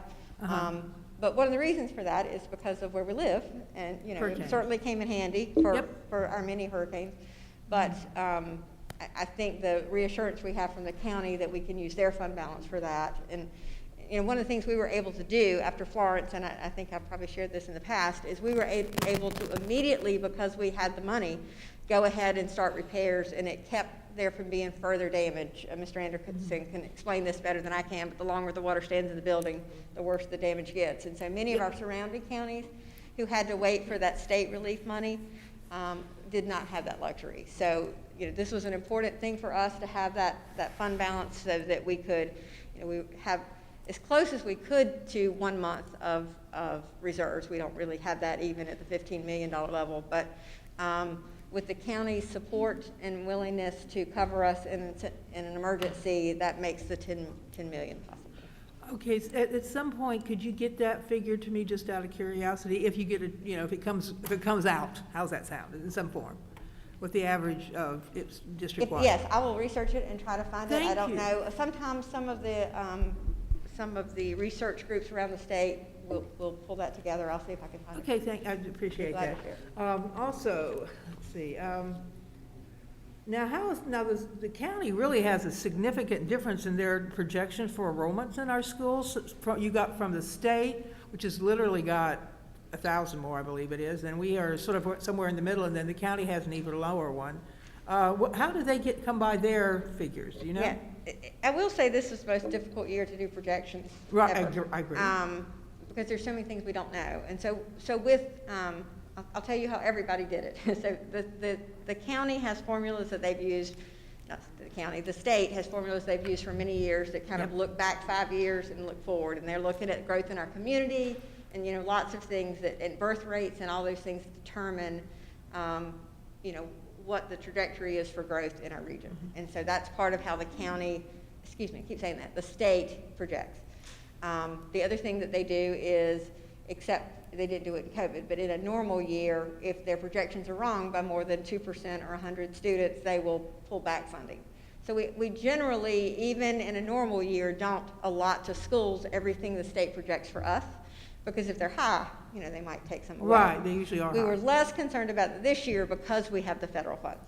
And we thought it was important to get the teachers hired and get everyone in place. And if we're wrong and we're high, we still have the resources that we need anyway. Okay. So that was the reason we were able to be, and I've never said this at this microphone, less conservative, because usually we're very conservative in our planning in terms of that, but because we don't want to overspend. But we won't have that risk with the federal funds. So that gave us a little bit of assurance, but the county wants to be closer to actual. And so for both us and charters, for charters, they kept the estimate at their current level. And we are hoping to pull students back, both from homeschool and from the charter growth that happened this year. And so, it's a guess. We have heard from, our principals have heard from parents that they're coming back. And so we feel confident in going higher, which is why we went slightly over 26,000. But it's a guess. All right, yeah, all right, all three of them are sort of. Everybody's we'll find trying, out. and it's probably going to be somewhere in the middle, and our projections are actually Probably in the sort middle, of right, ours is in the middle. Also now, this money, the county commissioners are just telling us that they're going to be budgeting for us. That money's coming from the taxpayers, correct? Well, certainly, yeah. Yes, and so right now, that is a conversation that's going on between us, our leadership, and their leadership. But the reality is that in order for this to happen, the taxpayers are going to have to be on board. Wouldn't you say? Well, the county commissioners set the tax rate, and they have their estimates for revenue, and they have already publicly voted that they would fund this supplement increase. Well, I think the supplements are great, but I am concerned, I'm just concerned about what this means as far as them having the actual funds to do this without hurting other programs and having that in taxes become an issue. I think revenue projections have been strong for them. Can I just ask a favor? If you're in the audience, can you please stop the side conversations? It's difficult to hear some of the conversations going on up here, please. Thank you. And certainly I can pass your questions along to county staff, but they feel confident in their revenue projections. Well, I hope that works out. I'm also concerned about the classified staff. You know that I've been asking for $15 minimum for a couple years now. And there's still certain groups lacking in this. And this is, I guess, the total amount of money that Dr. Faust and the county commissioners discussed. So would it be up to us or him to change this to the point where at least the classified staff would have the minimum $15 an hour living wage? Well, I'm just asking. No, as you remember, we were all with the county commissioners a couple of weeks ago. They told us they get to tell us where they want to put their money. Okay, so that's what they said. This money has to be all for teachers, and that's what they've shared with us. It's not really budgeted, right. But the bonus money this year that was given to us mid-year at the time it was given to us, it was requested that we could keep it for the new year, but it would be put towards a supplement increase, and then the increase is for the specific supplement increase. So they're the ones that determined that it would not go to the classified staff, but to the teacher Right, so supplement we're instead. looking through the state and existing local budget to implement the other changes. That's interesting, okay. And I do believe, I wanted to back up Mr. Wilderboy's statement about the need in the schools for staff, and I'm glad that we've got these, but, and I've always been concerned about the administration, almost top-heaviness of it in the district, and so I'm going to continue that concern. And even though these new positions would be very helpful, to me, the schools are where actually, even though they're advising the schools, you know, And yeah. I agree. I definitely agree. Yeah. That's why we are putting more specific positions and giving them access to the schools. When we talk about the classrooms, we have to look at master schedule in order to see, because I guarantee if you have a classroom that has, we'll say 25 in it, there's probably one that has 15 in it. And so we have to look at course selection. It's just not you walk in a class and say, okay, that one's overcrowded. You have to go and look at how they're scheduled through the period. Oh, that's So we powerful. are, and you have to understand, master schedule is my thing. I love doing master schedule and it's shared with principals any day. You want me to come help you with your master schedule? I will be there. No one has taken me up on that one. But we are all about making sure that our schools are taken care of, because that's what we're here for. But we want to make sure that that we're not overtaxing our lead teachers and that they don't have the supports that they need in order to be effective in our buildings to help teachers and staff when they're doing their PLCs, or when principals are in need of how do I have some teachers that I need some support with, how do I help them? So it's, Our lead teachers, are they also in the classroom, or is that an individual position in the schools that they have? they do a little bit of everything. They work there, of course, out of the office, but they work with curriculum. So those are the curriculum Okay, folks. so they're not in Who does the classroom curriculum necessarily. training. They're working right now. We're doing PLCs and they're But I mean, modeling are they PLCs. assigned a classroom? No, they're not assigned. Okay, thank you. I just teachers. needed that information. No. Any other questions about the budget? I did want to, Julie brought me the answer to another question. The mental health numbers that we have in the preliminary SR2 budget is 15 additional school-based therapist, combination of position types, but and one supervisor in the schools, so 16 additional positions. And the last thing I want to point out about, I focused that slide on the additional central administration. But we are, with the increase in state funding and projected ADM, we are also increasing school-based positions. And I was trying to, it's a long presentation, but I probably should have brought more of those position summaries to you. And so we will get that information to you at the next meeting. And I appreciate this. I'm sorry? Maybe for the April 20th meeting, we could hear some of the things that might have developed since now. Does that give you enough time? That's a week. No, I was just thinking of the things that you're thinking about that that you forgot to bring, not to create anything new. But, okay, just tossing it out there. Only thing is that we've got to get this, this grant, well, not grant, but these 3 applications that are actually, that are due. It's going to be a busy 3 weeks, but we It will is. try to We're answer gonna your take care of it. questions and build a grant. So I would just like to say overall, just looking at the list of the budget initiatives, this is an impactful budget for so many of our staff and our students. I also want to echo the thank you to Dr. Faust and for you for working so closely with the county. The county commissioners are putting a lot of trust in the school system, and that partnership and collaboration shows in what is being allocated in this budget. So just thank you for the hours of work that have gone into this, and we look forward to the final proposal in May. Okay. Thank you very much. Thank you. Madam Chair, and Yes, ma'am. what do we call you, Mr. Vice Chair? With the reduction in the fund balance, do we have to look at policy 3120 so that we can, because our policy says we have to have a greater fund balance than 7%. No, it does not. It does not say that. It recommends that we have that. Recommends, yeah. It strongly advises. It does not. So we don't have to, we can just look at that, okay. It's not our money. Okay, all right, cool. Yes, ma'am. I hate to be out of order, but You I just don't want to leave us. read her note wrong. So in addition to the additional counselors and social workers that we're adding, for which I don't have that number, but I think it's 7 and 8, the county on their side, with their additional funding, is adding 15 mental health therapists and 1 therapist supervisor. So it's going to be additional county staff in our schools as well as additional. That's fantastic. If they're watching, thank you so much to the commissioners. Sorry to interrupt. Thank you. Yes, Mr. I McManus. think we have to applaud the county commissioners. Yes. Absolutely.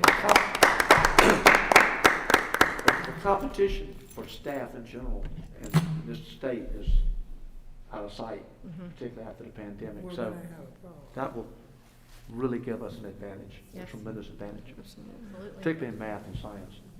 They don't have them anymore. They don't. And but I would not Just doubt don't this find is them. happening across the state with every district. Possibly. All right, next item on the agenda is the renaming of Laney High School Stadium. And this is an item that Ms. Justice had brought forward, so I will send it to you, Ms. Justice, to begin the discussion. Okay, I move that we remove, let's see, oh, sorry about that. I move that the current name of the E.A. Laney Stadium be removed and that we begin the 60-day process of renaming the stadium. I second that. All right, there is a first and a second. Is there any discussion? All right, all those in favor say aye. Aye. All those opposed? Motion passes. Madam Chair? Oh, yes, ma'am. Could we take a break? Is that right? Yes. Yeah, let's take, should we do 10 minutes, everyone? Is Yeah, that good for yeah, you? that's stretching. So 8:13, we will come back, Okay. and back for the next item. Great, thank you.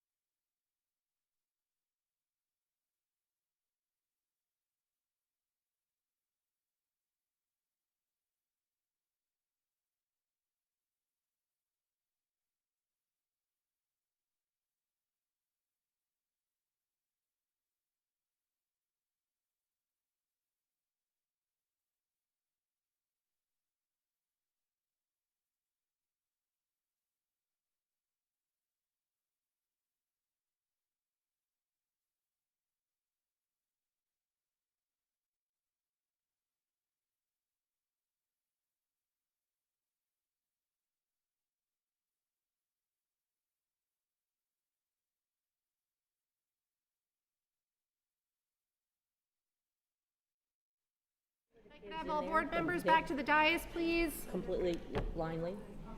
Won the Azalea Festival Youth Art Contest. And they were also won the Best Foot Forward display. Really? I mean, they're just talented kids. But you couldn't pick their work. You couldn't say, oh, that's a definite, Stephanie. It was just, they're just talented. Sorry. All right. Our next item on the agenda are the policies for second reading. Mr. Bollier, you would like to take this item for us, please? Yes, as always, I seek requests from board members, but will do so again. I had not heard anything from any board members. There are only 5 policies on for second reading. There will be more on for first reading, obviously, at our interim meeting. But unless somebody would like to discuss a specific policy, I'm confident in the work of our committee and our staff, and I will entertain a motion to adopt these policies as written. Is there a motion? You've heard the recommendation. So moved. Thank you, Mr. Wildeboer. Is there a second? Second. Thank you, Ms. Craybill. Any discussion? All those in favor say aye. Aye. All those opposed? Policies are passed 7-0. Next item on the agenda, moving into new business, audit contract. Mary Hazel Small. Back up again.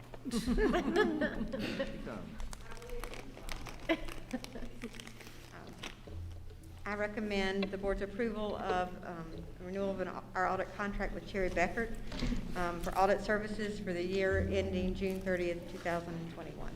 The total audit fee is $57,680. Okay, thank you very much. You have heard the recommendation. Is there a motion?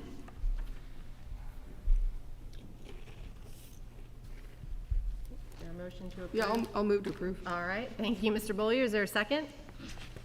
Second. Thank you, Ms. Justice. Any discussion? Yes, Madam Chair. Yes. Sherry Beckert, they've been with us a very long time. When is the last time we put this out for bid? I agree. We normally do it every 5 years. We extended it 1 year because of the ERP that we were going through for our new system. And then with COVID, we had to extend that deadline. It's just easier for us, and we think it's more appropriate that an audit firm that knows our current system helps us make sure that reviews as we transition to a new system, internal controls and all those things. So this will be the last year, and then we will put it out for bid next year.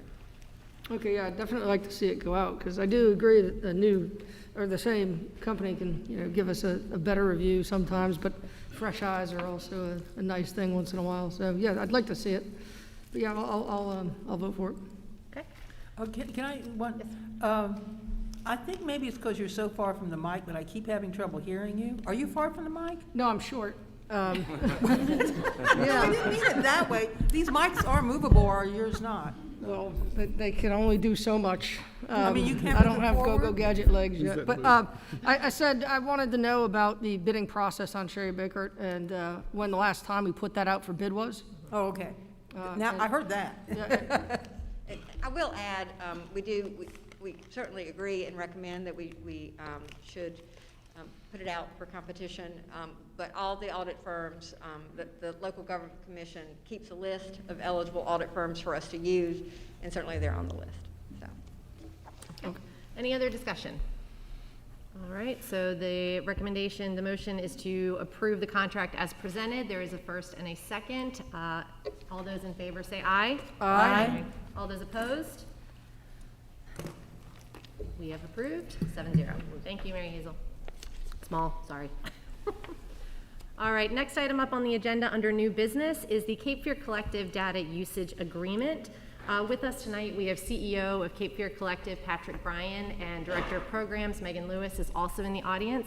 They will present some information on the proposed data usage agreement. And so, Patrick, thank you so much for being here this evening, and I will let you take it from there. Thanks for having me. Slide, please. So we're going to talk today who, what, and why. We'll start out with the organization. So we're a nonprofit organization. We've been around for about 2 years. Our original mandate was to look into a feasibility assessment around a new collective impact initiative here in New Hanover County and the broader Cape Fear region. We took about 1,500 meetings in the first 12 months and really started to pivot away from that aim We kind of determined that there's a lot of great work already going on in this community. There was no need for us to recreate the wheel, so we started to lean into how we could support existing organizations ranging from grassroots organizations to anchor institutions. The thing we heard over and over again over a lot of cups of coffee and lunch in the pre-COVID era was data. Data. Everywhere we went, folks wanted better data, more up-to-date data, things that were more granular, allow them to target their programming more effectively. And so we started to kind of work through that process, and since then we've hired a data science team, internal in-house. That's 3 data scientists, all very highly trained with varying backgrounds ranging from the private sector, the public sector, as well as research and academics. We've created a cloud-based platform. That's just a fancy word for a database, but it's incredibly secure, and it currently has about 1,000 metrics and community indicators in that database. So it's an incredibly rich database that has a ton of information from across the country. We're scraping publicly available data from all over, every source that we can find, and we're centralizing in a single location to make it more accessible for our partners. We then partner with those organizations, again, ranging from anchor institutions to single executive director, small nonprofits, and we help them make sense of the world that they're working in. So they want to understand, how can we do our program more effectively? I'm working in pre-K, but I don't really quite understand how my program's affecting 8th grade math, for instance, or I'm not quite sure how things like housing affect public health. And so what we're doing is connecting the dots and working alongside them, using that publicly available data and the mathematicians that we have on staff to look at that. What makes us different is that the granularity first. So we look at a lot of things that census track and census block. So we want to understand what is happening in a neighborhood. When you look at a lot of this data, it's at the zip code level, it's at the county level.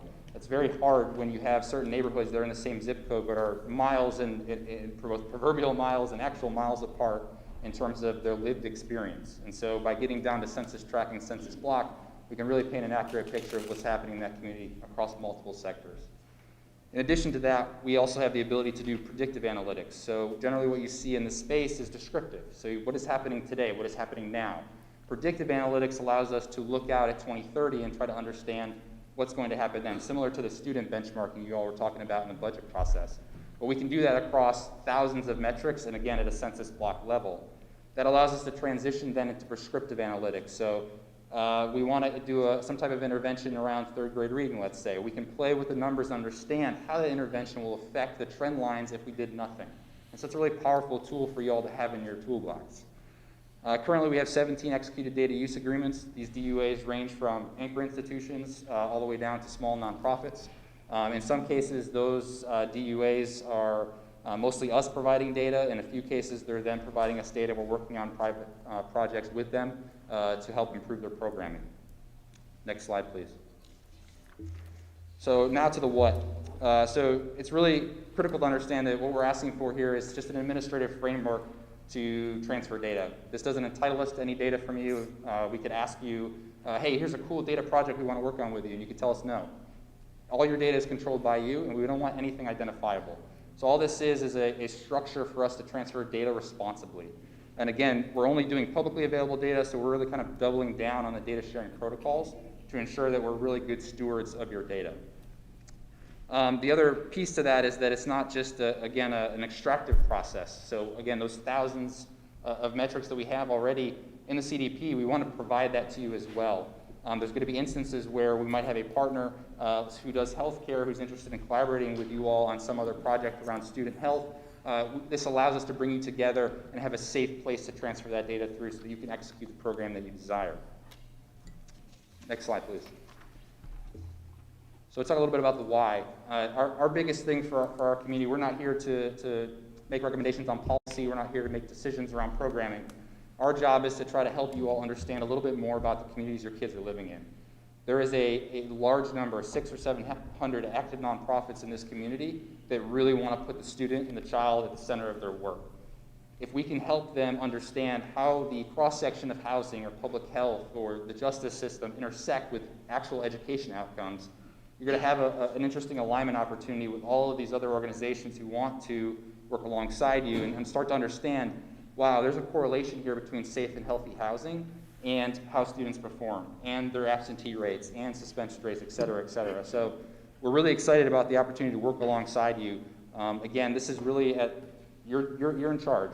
This is at your all's directive, your all's request, your all's recommendations. We're just here to set this in place in the event that a project comes up that we're able to work together on. But again, you know, the nonprofit community is ready to kind of really rally around our children even more so than they already have day in and day out. This is just going to help them do that. So with that, I'll pause there and turn it back over, but thank you again for the time. Thank you for that. That was a brief but packed presentation, Patrick. I appreciate that.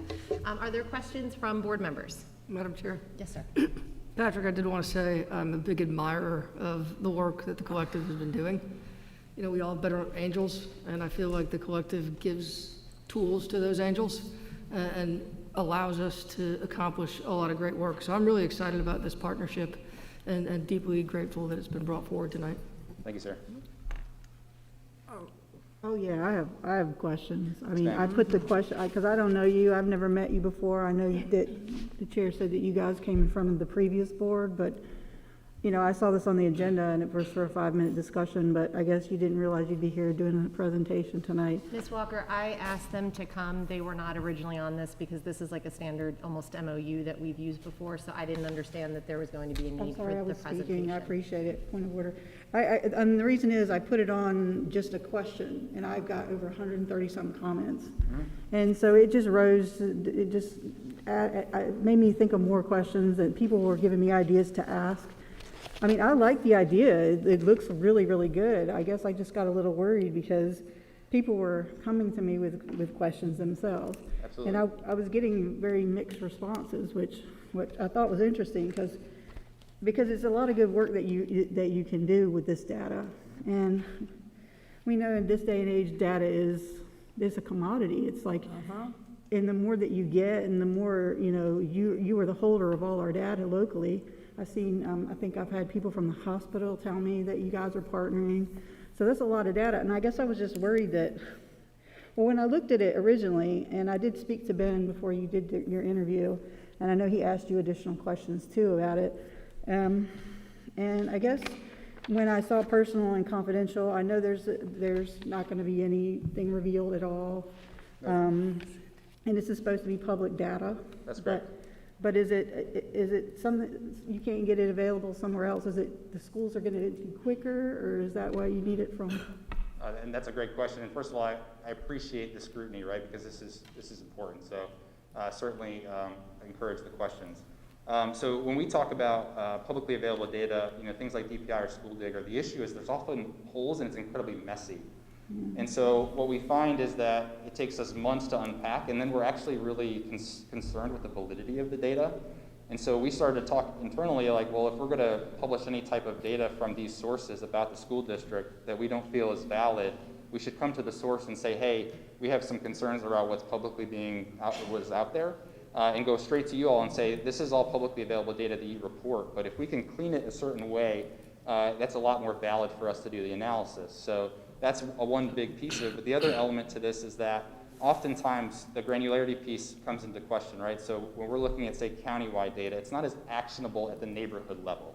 And so by working with you directly, we're getting the same data that you're reporting out anyway. We're just getting it at a little bit tighter level, and that allows us to then provide it back to you with a lot more analysis and a lot better insights. So that's kind of the reason.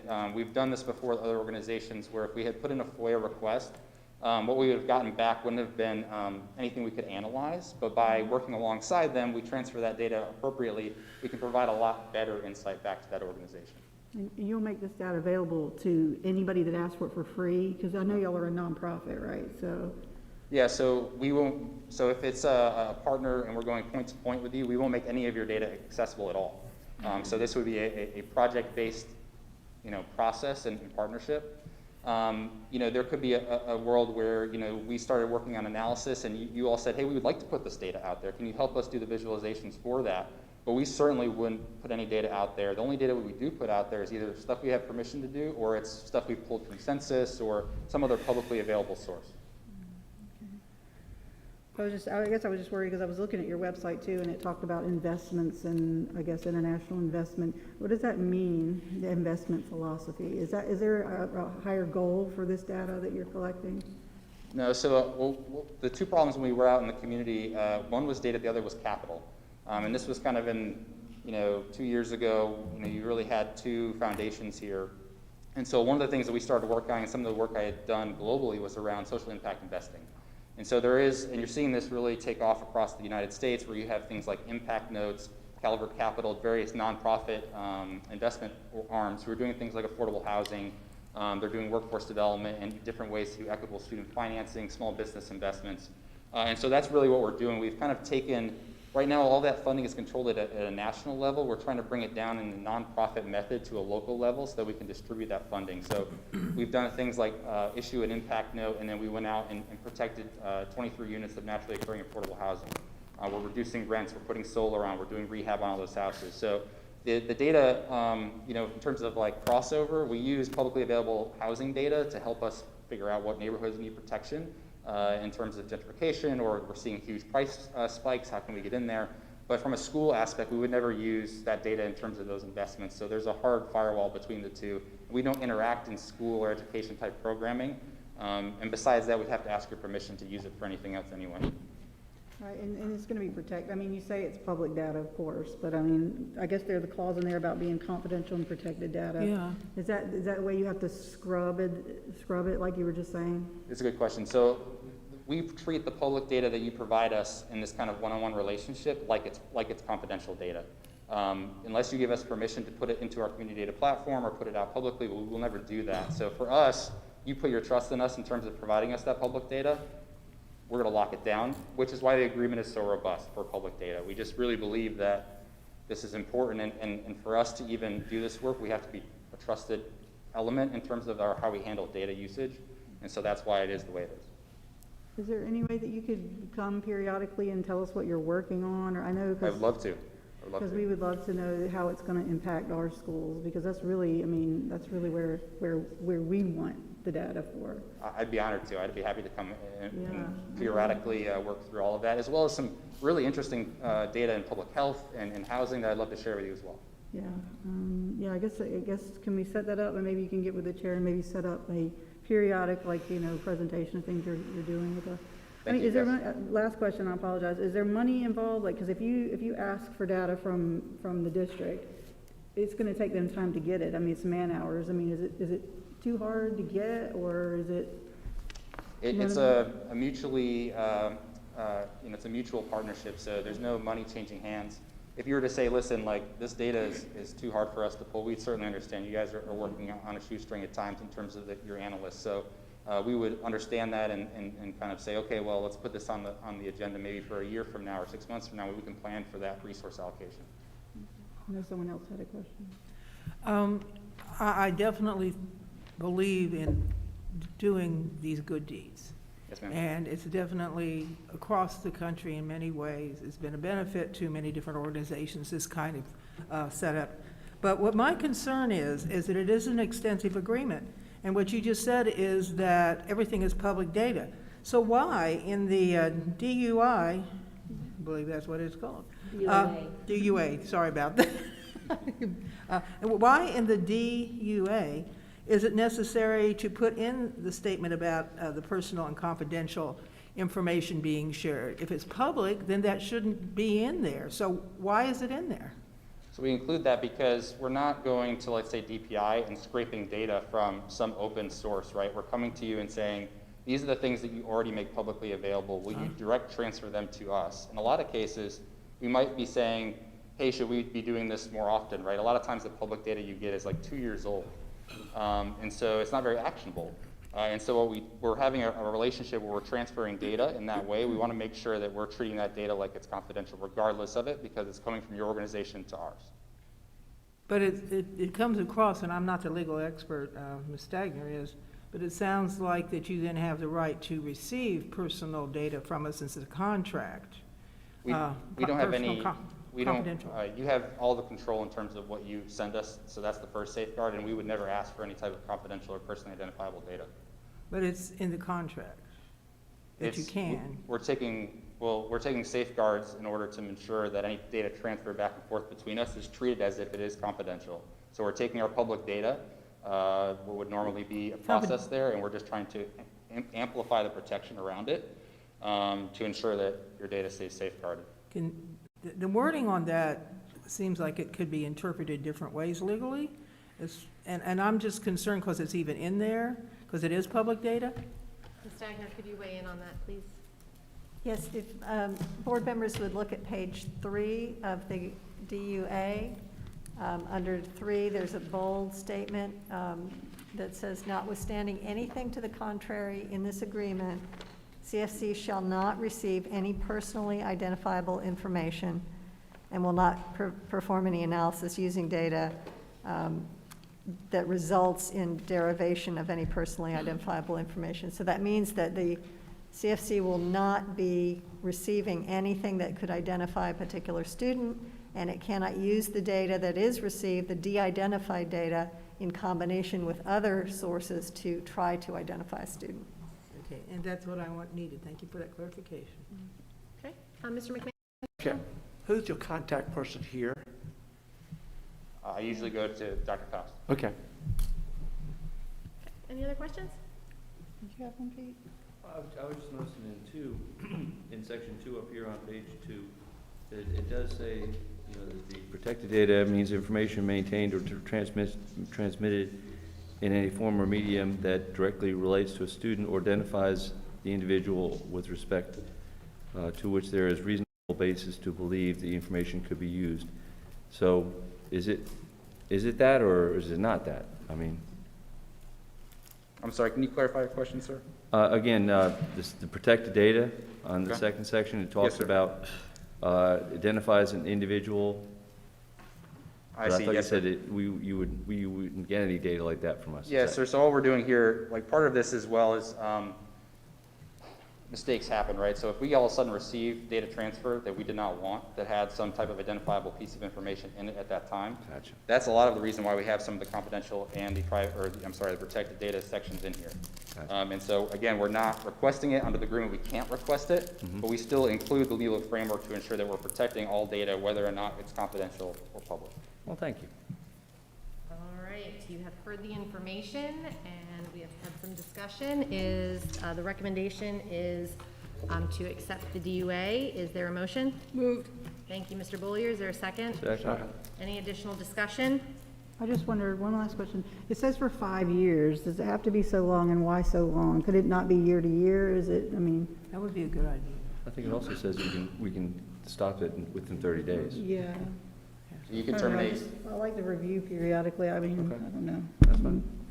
I mean, is the reason why you do 5?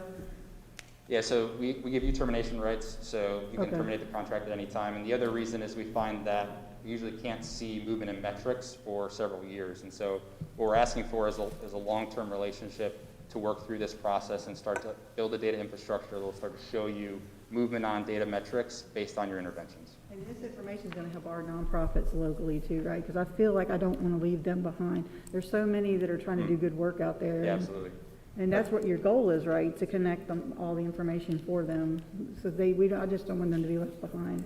Yeah, and that's a great question. So right now, the community data platform is completely locked down. So all that public data, like let's say census data, it's really hard to access. And so what we do, starting next month, we'll have data sets online for anyone to be able to go grab. And these are all public, nothing from this district would be on there, but it's more like demographic data. What does the poverty rate look like in our community?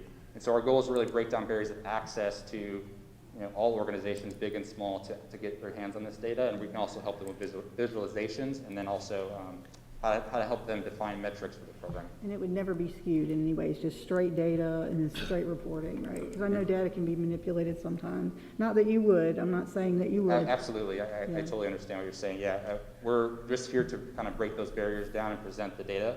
But at the same time, we're super open to having those meetings and having those sit downs and say, hey, I have some issues with the way this data is flushed out. We'd love that conversation. We love doing that, so happy to have them. All right, we have a first and a second.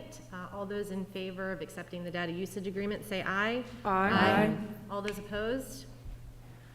Data usage agreement is accepted 7-0. Thank you very much. Thank you all. Very Appreciate much, it. Patrick.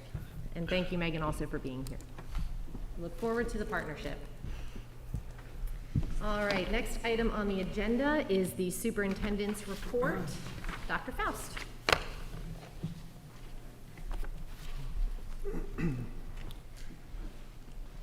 We had a great turnout this past month at our vaccine clinic sites where numerous employees received their second dose of COVID-19 vaccine. Sites were set up across the county, and I actually had the chance to visit the health department clinic and spoke with staff members ahead of the vaccine. It was really an incredible sight to see so many of our educators receiving their vaccine, and, in addition to help stop the spread of COVID-19. New Hanover County Schools student support in collaboration with our Early Childhood Education Department, Communications Division, and Bilingual Family Liaison enrolled dozens of new families for the 21-22 school year during the pre-K and kindergarten enrollment. Yesterday, Plan A was rolled out at our middle schools and high schools. All students are now offered in-person learning 5 days a week. I recently visited several of our schools and was impressed with teachers continuing to use innovative teaching models and keeping them safe and engaging them while doing so. April is the month of the young child. We are focusing on early childhood education throughout the month. The district will spotlight the great work that is being done by the New Hanover County Schools Early Childhood Department and the importance of the young children having the opportunity to access early childhood education. The New Hanover County Schools Communications Division is releasing weekly videos to highlight our early childhood educators. These educators go above and beyond daily, and we are grateful for the work that they do here in New Hanover County Schools. For next month, our communications team will be working to highlight even more of our teachers here in the district as the school year comes to a close. The PR team will begin our graduation coverage, and we'll be highlighting seniors with spotlight videos, features, and podcasts. Thank you. All right, thank you very much. Next item is board chairperson's report. I have none this evening, so we will move right on to items brought forward by board members. The first item is high school proms, and this was an item brought forth by Ms. Justice. I'm going to give it to Dr. Faust to start, just to give the background on the prom discussion of how the decision was made, and then handle the discussion. Hand it off, to Ms. Justice. Or Ms. Farnham, excuse me. Good Welcome. evening. We have been provided an update from the Lighting Our Way document, which is the companion guidance to the Strong Schools Toolkit. I could not go a meeting and not mention the toolkit. It's been updated to include guidance about events like graduation and prom. And so specifically, with regard to prom, the guidance states that the North Carolina Department of Health and Human Services does not recommend traditional proms. A traditional prom is a high-risk activity where a predominantly unvaccinated population would be in close proximity for an extended period of time. The North Carolina Department of Health and Human Services encourages alternate approaches instead of a traditional prom, and having those planned in coordination with our local and state health and education leaders. The document contains general guidance about encouraging and monitoring for 6 feet of physical distancing between groups, having small cohort groups, and avoiding mixing of households. Entry point symptom screening can be considered. It's not required, but the guidance also suggests utilizing rapid testing for pre-event screening, which would be through contract entities. So I want to highlight a couple of pieces. It references the most recent executive order that's in place, which is Executive Order 204, which does raise the capacity limits for indoor and outdoor gatherings, but continues to require that everyone must wear a face covering and stay seated. So that is true also for private reception halls, ballrooms, etc. Only seated events are allowed. And so while we know that a seated dinner, a graduation, an award ceremony is an option, current restrictions do not allow for dance floors. So to put this together, encouraging alternate approaches instead of a traditional prom, when possible, holding the events outdoors, but keeping in mind that 6 feet between groups at all times, small cohort groups, and mixing of households is not advised. Okay, so Ms. Justice? Okay, well, I guess I would move that individual schools in the district can hold proms under the guidelines of the CDC and the toolkit. And that's what I move. Okay, is there a second? Second. All right, thank you, Mr. McManus. Any other discussion? Let me just go ahead and start since I brought it up. My concern, and it's a big one, is that there's many proms going on all over the district right now. Different groups have put them together. There's absolutely no safety guidelines that they are necessarily have to adhere to outside of what possibly, the capacity, or supervision, or a lot of other factors that could lead to an increase in our students possibly contracting COVID and spreading it. And I know I've worked on many a prom in the past. It would never be, I mean, at this point this year, could never be a traditional one, even just the idea of planning it at this late a date. But some kind of activity similar to that to give the students some kind of memories and the experience under these guidelines would at least be an alternative to allowing, these private groups to me are going to have many super spreaders just when we're actually doing well. And so that's my suggestion. If individual high schools, and I guess there's also smaller specialty schools, if they would like to do that, let them make that decision. And if they want to put it together in this late date in that kind of strange format, but it would be some kind of experience for the students. And that's why I brought it up. Believe it or not, I'm actually concerned about health. I want them to have some kind of safeties in place if they're going to be getting together because they desire to have some form of prom, at least try to keep it in some kind of environment that we can offer it and allow our kids to be safe. Madam Chair. Yes, Mr. Bullier first, and then Mr. Bildeboer. No, go ahead. Dr. Faust, I was just curious, and Ms. Varner, maybe you can answer this better. If we had an outbreak at a prom, if we could tie that back to a prom, that wouldn't just affect, I don't believe, the juniors and seniors. That could potentially shut down an entire 9 through high school. Wouldn't that be correct? Perhaps, possibly, yes. Yeah, I mean, I'm really focused on finding out a way to do some sort of more traditional graduation. I mean, I just can't support that right now. Mr. Bildeboer? I was going to say, my wife tells me all the time that I always look at the worst case scenarios, so a lot of those same things. But, these children are going to have one opportunity to have a prom or something like that. And, my daughter right now is a senior, and so many things are being taken away from her, not at a high school level, the college level, but so many things are being taken away from her that she'll never be able to recap. So, I think that trying to find some way to be able to give them those memories is really important.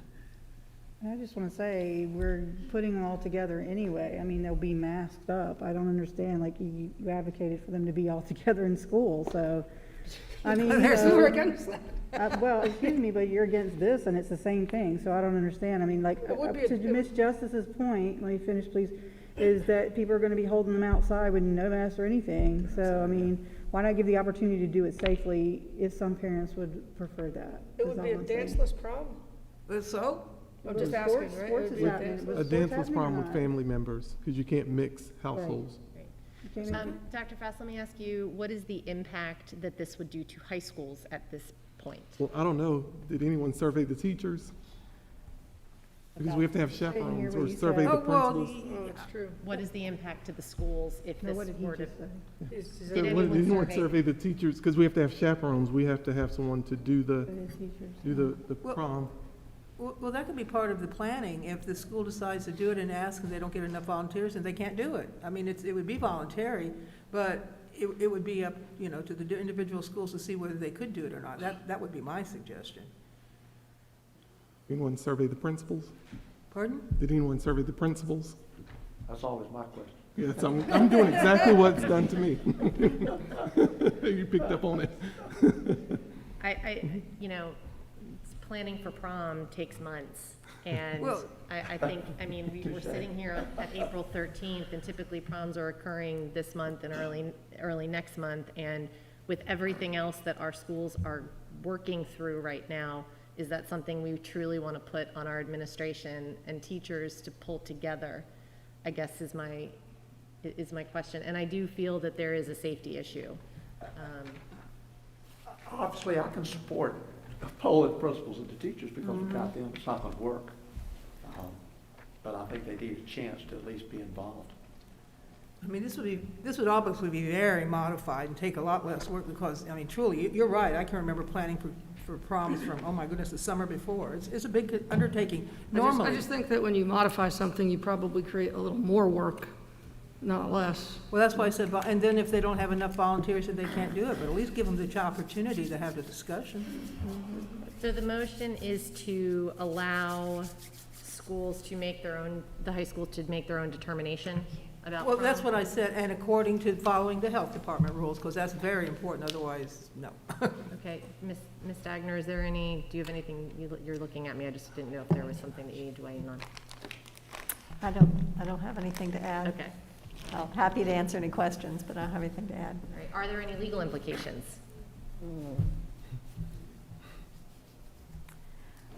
I think that the language that Ms. Farnham read was that they were discouraged, that the North Carolina Department of Health and Human Services discouraged proms. I don't have that exact language, but certainly I would advise the board to follow the health and safety guidance from the state and local health authorities.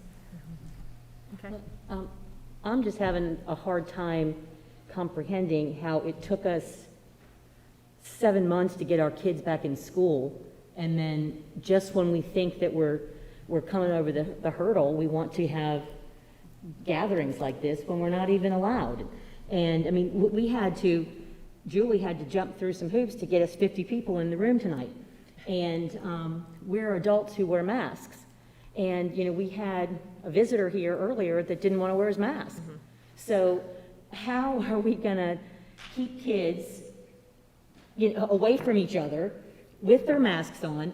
So I don't have a family, let's say. So I'm going to the prom by myself, you know, and there's so many kids. I mean, I'm just thinking of all the equity issues about the families that they don't have a little group to come to the prom. And some of our teachers don't even want to be in school right now. How are they going to come and chaperone? So, I mean, I am a party person, and I am a celebrating person, and I loved prom, you know, and I know these kids do too, but I would feel more comfortable with parents doing their own private events so that the school system is not in charge of that. Because like we said, we got to get through, you know, AP exams, we got to get through exams, we got to, you know, we got to get through graduation. I'd rather see a kid walk across the stage in his or her stadium than risk it with planning and spending all the money and collecting all the money, you know, for a prom. So that's, and I know everybody's gonna say I'm a Debbie Downer, but you know, I'm not, you know, when it comes to celebrating. I just am trying to weigh where we are and what we're up against. I mean, everybody keeps talking about the different variants, and we've had that discussion on this board so many times about, you know, the what ifs, and I just am having a hard time thinking that we're gonna let our guard down right now. Well, I don't think we're letting our guard down if we follow the recommendations, so then that's why I suggested this, because I just feel that recommendation it's is safer. against it. Pardon? The recommendation is against it. Discouraged. Well, there was a time when we were putting kids, you know, under I think 6 the feet all benefit over of the going back place. to school outweighs the benefit of a prom, as important as prom is. Did we stop sports? Did they go on? I'm just wondering. Sports went on, and they had very limited people in the stadium. And, you know, Julie and her team had to go through a lot of hoops to get more parents in the stadium just to watch their kid. You know, and that was like sitting in little clusters. So, and a lot of students didn't even get to go to watch their sports games because parents took up all the seats, and, you know, and they should. Just something else to consider too, thinking about what we're putting on our schools and our principals. If a school decides that it's not going to work for them and they have to now make that choice, that makes them the villain. And I don't think that's fair to do to our schools if they say we don't want to do this. Yeah, like or we Ashley do. gets one, but Hanover Right. doesn't, you know. I think it's putting it in a precarious situation, and it's creating an inequitable situation that we are forcing on them. So I think we've had pretty robust discussion around this. We have a motion, we have a second, so let's just go ahead and we will take a vote. All those in favor of allowing schools to determine their prom plan, is that? Determine, right, as long as they're following the that- toolkit recommendations. In following the toolkit recommendations, say aye. Aye. All those opposed say nay. No. Nay. So let's go through and let's just poll. Mr. Wildebohr? Aye. Aye. Ms. Walker? Aye. Mr. McBully? No. I'm a no. No. No. Mr. Yes. McManus? Sorry? Yes. Yes, and Ms. Justice? Yes. Motion passes 4-3. All right, next item on the agenda are the middle and high school schedules. Ms. Justice, this was brought forth by you. Yes, and we had a little discussion on this earlier, but my motion, I move that we eliminate the option of having an AABB schedule in our current high schools and middle schools. And just remain with the Plan A and the Plan C schedules as Okay. is. That's the motion. Yep. Okay, is there a second? Second. All right, any discussion? Do we know how many students actually are taking advantage of AABB versus, and if we talk to the teachers and see, because I've heard from several teachers that it is an extra layer of work on teachers that are already trying to do remote and in-person. We just started yesterday, so we don't have any data that would be, because it just actually started. Right. Well, should I go ahead and give them my argument since I made the motion? Sorry? I'll go ahead and explain my reasoning since I made the motion. Okay, and I believe that was exactly what Mr. Wildebohr pointed out, is I've heard from numerous teachers, and especially in the middle school area, that this could lead to a lot of inconsistency and problems, extra work. The high school students, if I remember right from what Dr. Faust was explaining, why that happened during our last meeting unexpectedly, that he suggested that too, it was because certain high school students had already gone ahead and started working during the pandemic, for a lot of them for financial, real reasons they had to. But it sounded like, and I know from the area, the number's probably in the hundreds, I would assume, and I probably, that's, you know how assuming is, so I'm not exact about it. If you've got a couple hundred students in the high school level that need to have that AABB schedule in order to continue to work, then work with them individually. Don't make all the high schools and the middle schools and their teachers possibly go through extra confusion because of a handful of kids that you can work with within the schools to probably solve these problems. That's one of the things we've been doing since the beginning of the pandemic, is looking at a lot of individual cases and working with them. And I would rather, I know that the morale from the teachers after this was decided on was underground. And I've heard from it repeatedly. And especially in the middle schools where the kids are more likely to come on a regular basis. The high schools, from what I understand, I think their attendance levels are down, just down. But the middle schools, so it is less stressful, but it's still stressful for the teachers. But the middle schools are just overwhelmed with this new part of their daily lives on top of everything else that they have done amazing work with since last spring. So that's what my concern was and why I brought this forward. We're in Plan A and Plan C for sure at this point, but the AABB schedule just adds more confusion and work to too many teachers that are already overstressed. All right, anyone else? Yeah, I wanted to direct my question to Mr. Anderson and Ms. Smith about, Dr. Smith, about what is this now going to do to our bus schedules, to our feeding schedules, to our classroom courses? I mean, just there's a lot of other logistics besides just stopping. So could you just give us a little update on that? In terms of child nutrition, I would encourage you not to do anything that would reduce the number of kids and the options they have for coming to school. Once we went back to Plan A, we fully staffed our child nutrition staff, and the more kids that are in school, the more kids that are taking advantage of the lunch and breakfast that we provide, the better. You know, we may have to make some adjustments, but I think they would be minor in transportation. I just think that you know, the other thing is I think testing. I mean, I think really we're talking about maybe 5 weeks. it would probably take us a little while to make this change, so, if we at least a week, to take a look at it. I don't know about classes, Dr. Smith's not here, but, yeah, this is the first we've heard of it, so I'm not sure I'm prepared to completely answer the question. Well, we could continue as, functioning as we are until we put that in place, though, correct? So the kids still, Yeah, the kids still in school. It's, there's about 5 weeks till testing starts, and then if it took the rest of this week and next week to make a decision, we're down to 3 or 4 weeks. It's actually less. Trying, I just feel it's Don't AP unfair. classes start soon? It's unfair that we, First week in May. Sorry. I think it's unfair to keep changing on our staff. We made a decision, they planned for the decision, they've worked to make it prepared and occur, and it has started.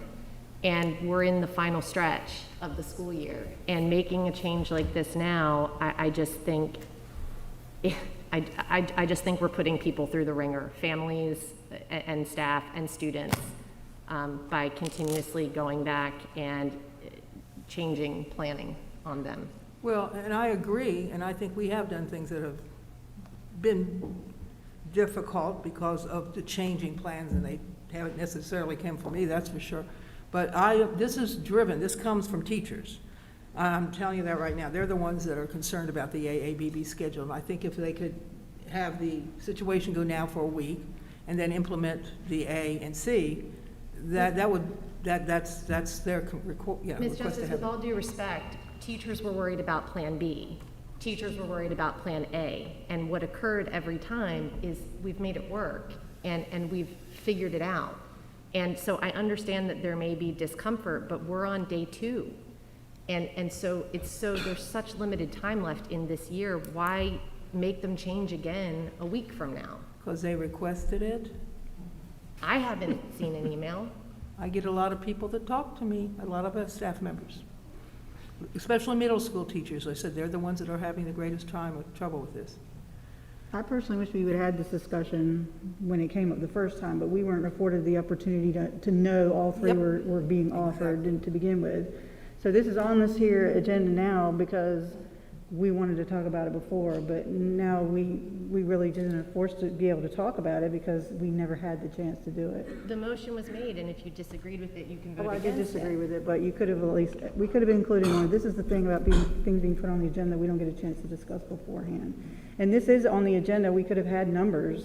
I mean, I know Pete asked how many people are taking advantage of this, but we don't even have those numbers right now, so. Well, we only started yesterday. No, but you would know who was coming back, No, correct, or no? no, I Did wouldn't. you not poll them? Did No, it just started yesterday. So this wasn't well planned. Did you not ask them before they were coming back, who was coming for A, B, C, Well, we whatever? gave that to you. Yeah, we got a pie chart We gave about it. that to you. No, you gave a survey of half the students. I mean, I would figure people would be reaching out to let you know exactly what they were gonna do. But you just left it up to anybody who wanted to come back for whatever plan? Is that how that went down, I don't understand what you're saying. or? You're We saying asked to me you and didn't know who was gonna some- come back for what plan? not everyone responded, but there's, How? we weren't supposed to send out another survey after we sent out the other. Yesterday was the first day with that one, so it's like, at that point, who showed up? We gave them the option, so it's like, who showed up? Just almost like when we gave them the option to teachers and faculty to be vaccinated. It was who showed up. It wasn't that we had definitive numbers. This is, I'm not sure I think we should have known who, they should have said Absolutely. who's coming back. I mean, it's just fair to them to know who's gonna be coming back, Well, that so they would can be- plan properly. I agree, that'd be great to know. Well, they should have been required to answer, is what I'm saying, You beforehand. can't without- force families to answer and, have to track them down sometimes, and it sometimes doesn't happen until they get into school. I mean, I see that at my How you son's school. plan. I mean, Well, only half of them did that survey to begin with, so that was not even a necessarily representative when we first made the decision when it was brought to us that evening without any prior knowledge. All right, so we have a first and a second. We have had discussion. All those in favor of altering the middle and high school schedules to Plan A and Plan C, eliminating Plan A, B, B, say aye. Aye. All those opposed, say nay. No. Nay. So let's go through and poll just to make sure. Mr. Wildebohr? Nay. Nay. Yes. Ms. Walker is a yes. Mr. Blow is no. Ms. Craybill? No. No. Mr. McManus? No. Ms. Justice? Yes. Yes. Okay, motion fails 5-2. Next item on the agenda is remote Wednesdays. Ms. Justice? Well, this fits right into the previous discussion. The teachers have had, since last spring, an amazing work ethic and stepped up. But at this point, they are exhausted, and we've got 5 weeks left. Now, I brought this up during our when we had the discussion about changing the schedule, and I really do still think it would be valuable, especially since the kids, too, are suffering, because a lot of them, and we know this, are very behind. A remote Wednesdays would be invaluable for helping catch up with assignments, doing extra tutoring online and help. It's just, to me, seems extremely practical for the middle and high school at this point, because the elementary, it's beyond talking about that at this point. But the middle and the high school could really benefit, the staff and the students could benefit by having a remote Wednesdays. I think our surrounding counties are doing it also. I know they're doing it across the state. It seems very practical in order to at least give them an opportunity to do better work in teaching, and for the students to do better work as students by having that day offered to our staff and our schools. So your motion is to add a remote Wednesday for the remainder of the year? Right, it's been a long evening. I should have just said that first. Yeah. Yes, my motion is to have the remote Wednesdays, and then that was part of the discussion I said. For middle and high school? Yeah, yeah. All right, is there a second? Yes, second. All right, any discussion? All right, all those in favor of adding remote Wednesdays through the end of the year for middle and high school, say aye. Aye. All those opposed, say nay. No. Nay. If we can just go through and poll. Nay. I'm sorry? Nay. Nay. Ms. Walker? Yes. Mr. Bullion? Nay. Nay for me. Nay. Mr. McManus? Yes. Okay, motion fails 5-2. All right, next item on the agenda, we are moving into committee reports, and the only committee report we have scheduled for this evening is the ad hoc committee and their recommendations. Ms. Justice.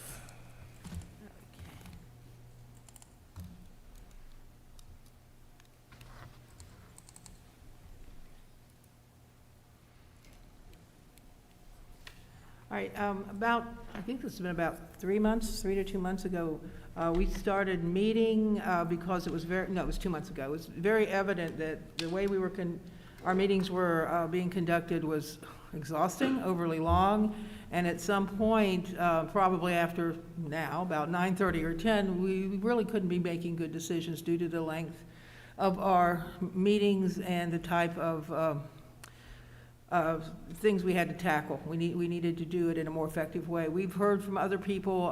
One of our trainers, Mr. Benton, I believe it was, came in and told us about what they were doing in Wake County during one of our training sessions, and it sounded great. And I started researching it.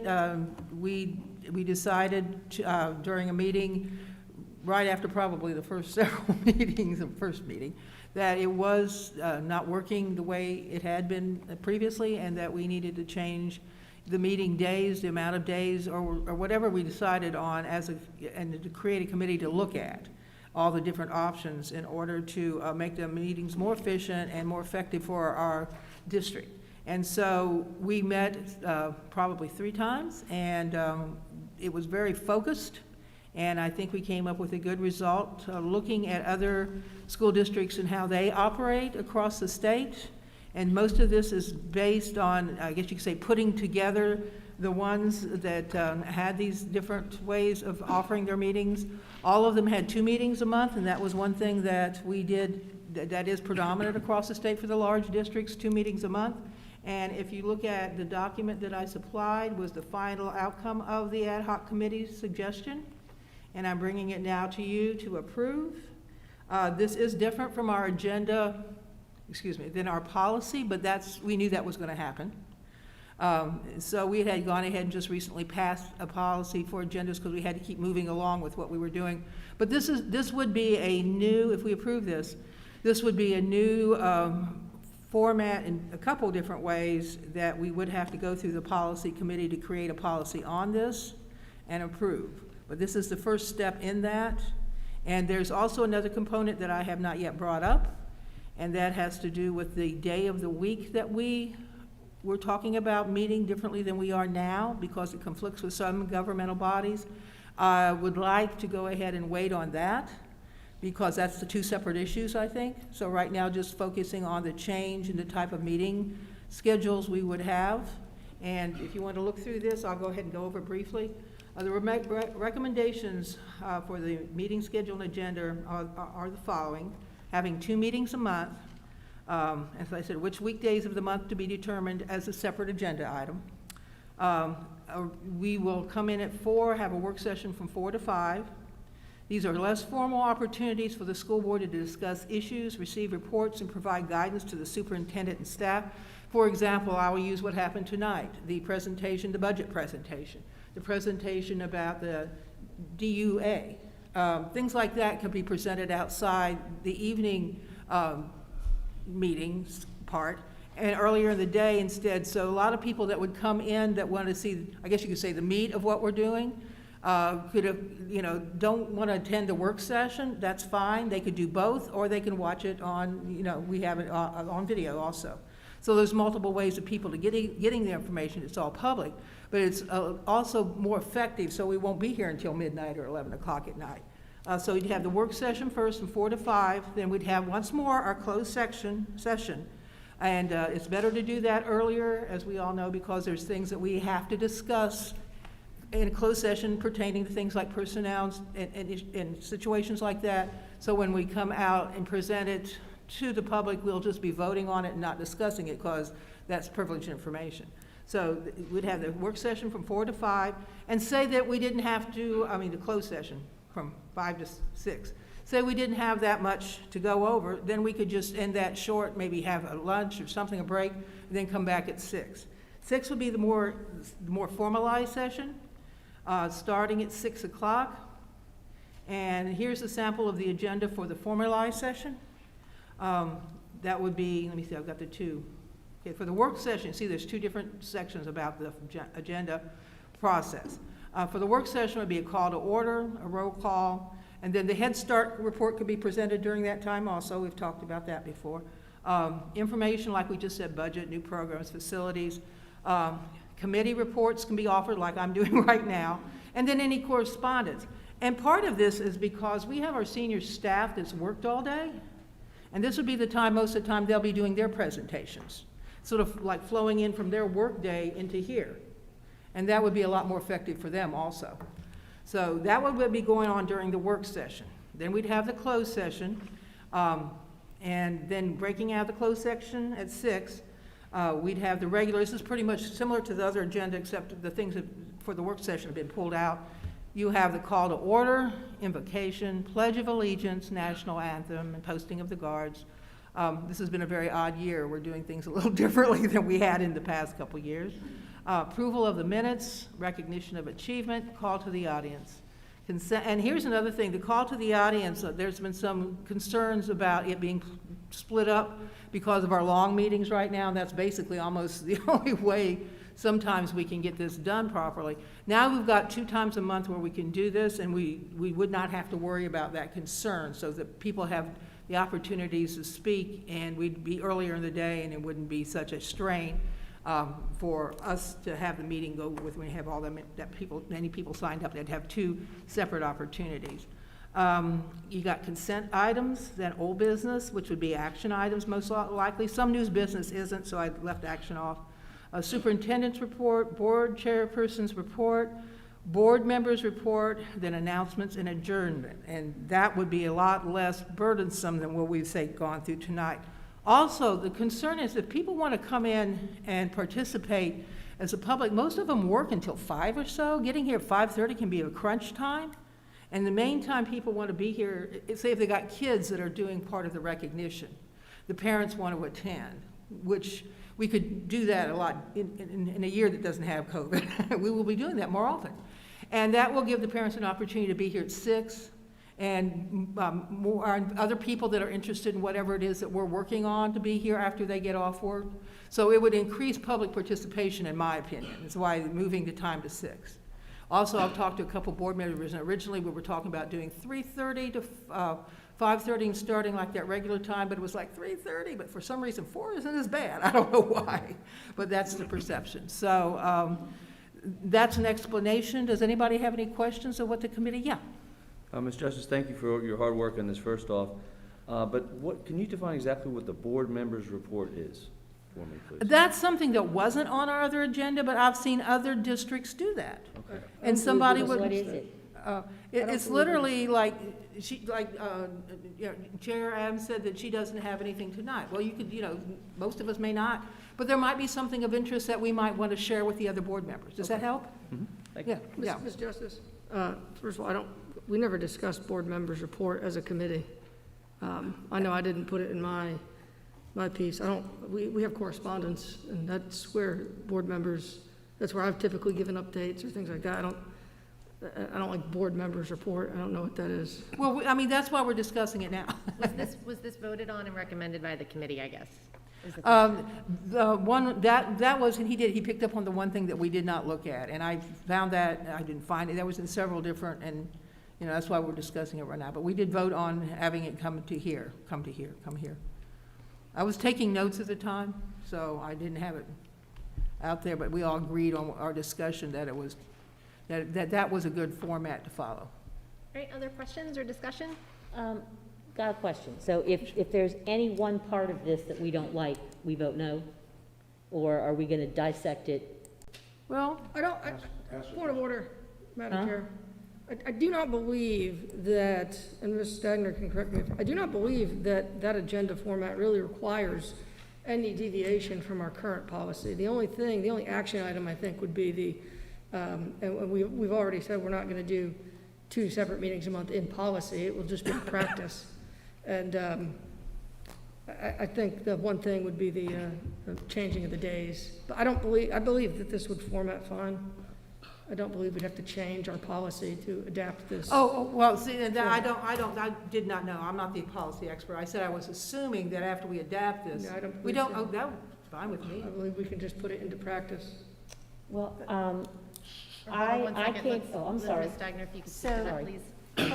Currently, your meetings start at 5:30, so this would require a change to your regular meeting schedule to start at 4 o'clock, and that would be this, so for notice purposes for open meetings law, you set a regular meeting schedule, and then you don't have to send a notice for every single regular meeting. If you're changing your regular meeting schedule, you would need to change that so that the public has notice of the new change. This is different from your current agenda policy, and I know the board just updated that, and so my recommendation would be if the board wishes to change its agenda format again, that this go to the policy committee to be incorporated. For example, this does not have 2 call to the audience. I'm trying to remember if that was something that was updated in the policy committee.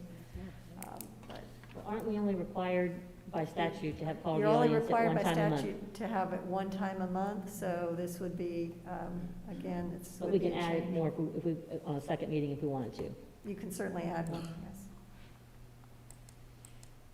All right, so Madam Chair?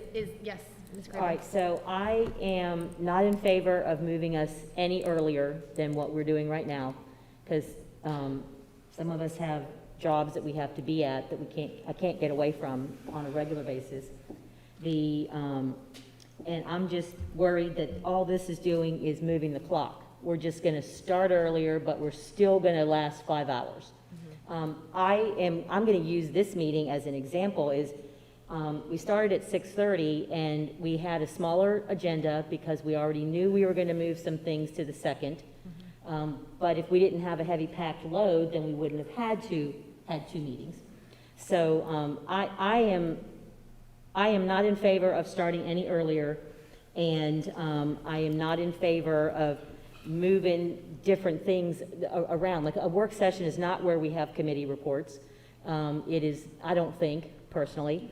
And I think a lot of people in the public, in the community, might be interested in some of these things that are up in the information. So I'm not a big fan of this change. And I'm definitely not a fan of changing the day of the week. So that's a separate motion, but just wanted to get it all in at one time. Is it possible, instead of moving to approve or move this to the next stage tonight, that we could provide feedback for an updated version? Yeah.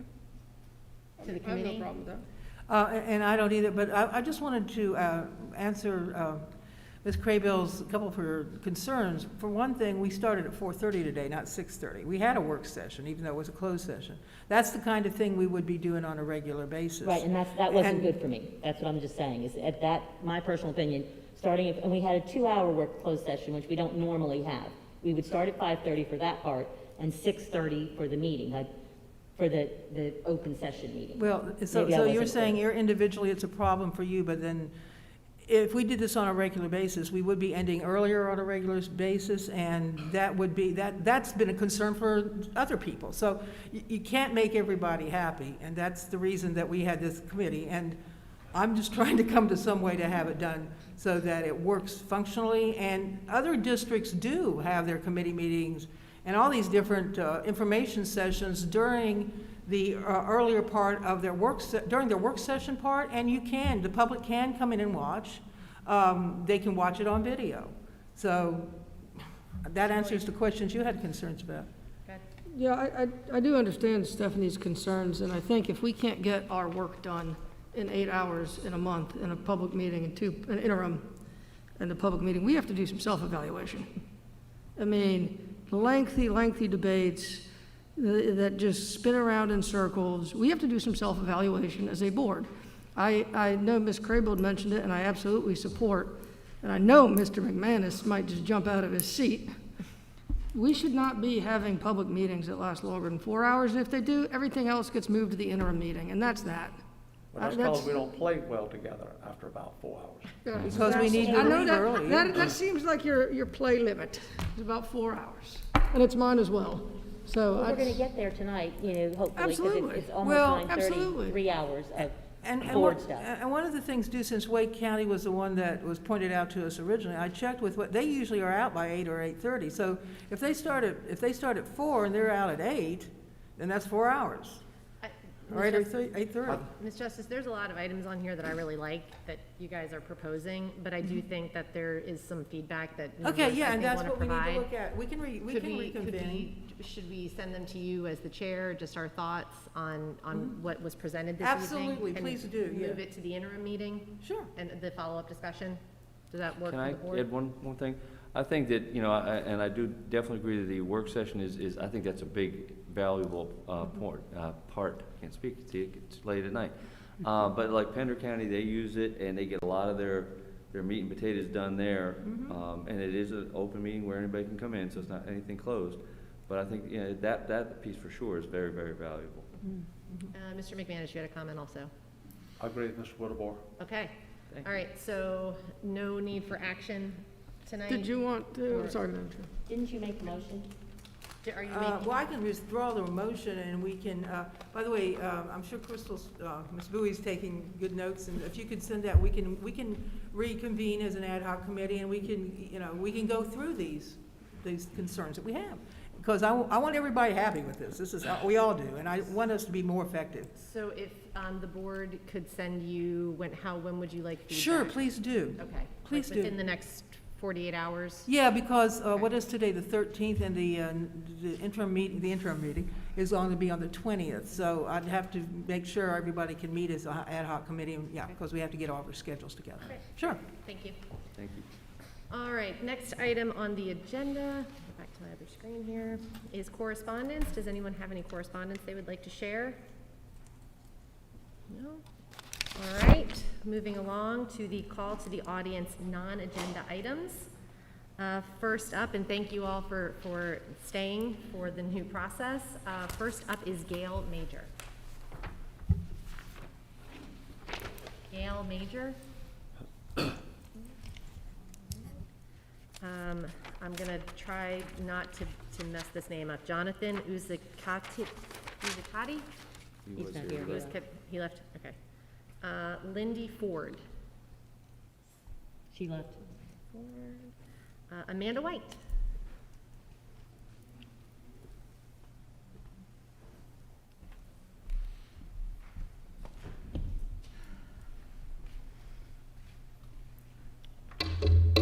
Good evening, board. I do want to remind you that you did have a parent last week who had to leave because you took too long, and she had a family to get to, and she lives right over there. These call to the audience, I guess it's a good thing that we can just come in, you know, at 9 o'clock at night. My sister's birthday is today, so I'm glad that you had a second opportunity to do the call to the audience, because we're, I think, sick and tired of having to wait an hour and a half, 2 hours to speak to you, because you don't really respond appropriately to our emails. Now, I'm here to talk to you all about the SROs who are policing the hallways of our schools. I personally saw 2 SROs tackle a girl not involved in a fight who was trying to break up the fight, while one of the administrators allowed for a student to wail on another student during a conflict that they knew 2 weeks about. Now, the reason why I'm speaking about this, because I was a witness to it. Earlier that week, there was another student who was handcuffed, in which SROs were called to the room for her, reason unknown, but because she did not cooperate, they decided to handcuff her.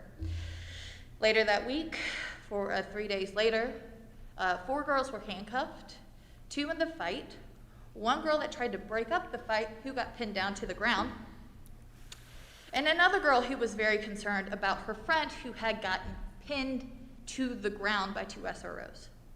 This is a very traumatic experience, not for somebody just watching this happen, but for the girls who are having to go through this. It is extremely hard for anybody to keep their cool when somebody puts their hands on them and then cuffs them. This should not be happening in our schools. Now, there is a contract, I believe, that is going to be renewed between the Wilmington Police Department along with the Sheriff's Office. And in the previous contract signed by Dr. Tim Markley in 2019, there is a statement in there that students are only to be handcuffed as a last resort and outside of the student view. I saw a girl along with 7 other students where she was not involved in the fight, and because she had elevated to a level that they felt that they needed to put their hands on her and handcuff her, she was sitting on the ground for 5 minutes in handcuffs. I don't think that that is something that y'all really want to be happening in our schools. Keep in mind, these are all Black female students. This is an issue that was brought to me by a teacher who was sick and tired of seeing this, and also by other teachers who think that we can do a better job. So I will be emailing you about things that we will be asking for y'all to do to help us avoid these situations. Thank you. Aaron R. Kogan. Aaron Kogan. Peter Rawich.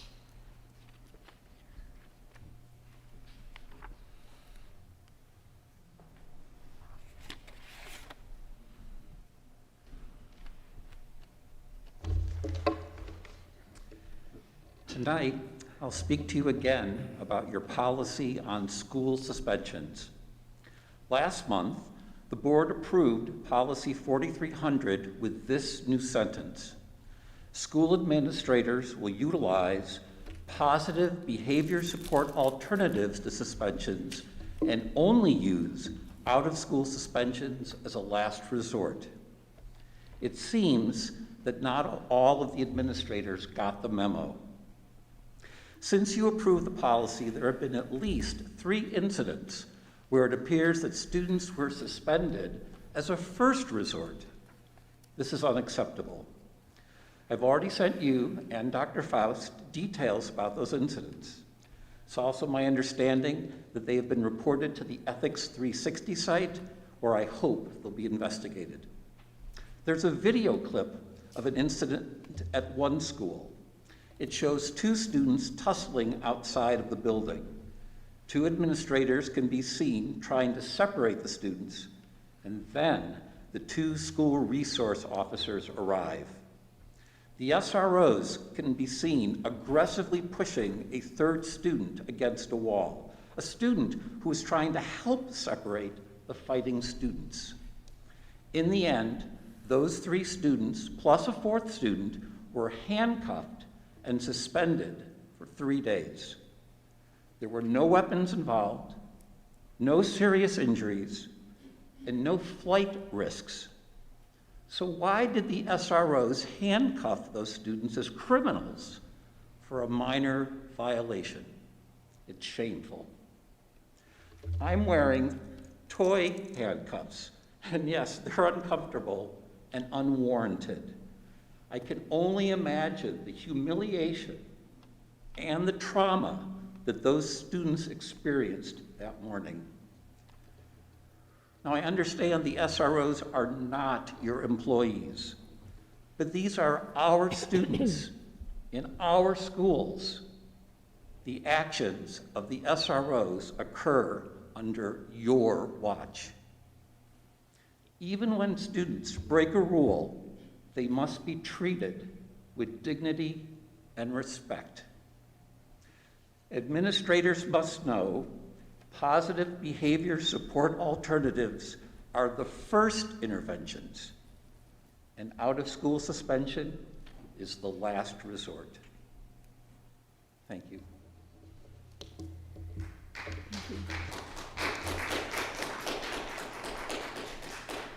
Veronica McLaurin-Brown.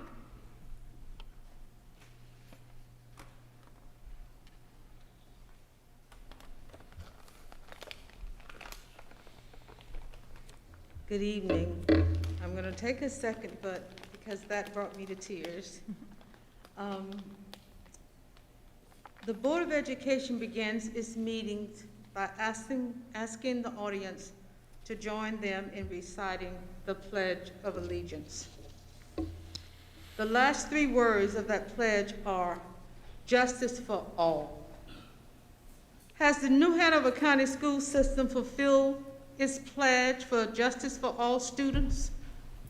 No, it has not. You just heard 2 examples. A school system that allows a culture to exist that provides a safe harbor for employees that sexually abuse students is saturated with injustices. A school system that allows a culture to exist that provides a safe harbor for employees that weaponize suspensions against students is saturated with injustices.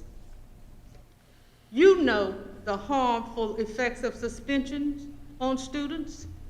You are aware of the school-to-prison pipeline nexus. It is an injustice for you to know the harmful effect of suspensions and simply add the phrase last resort to policy 4300, which will result in little or no change in school culture.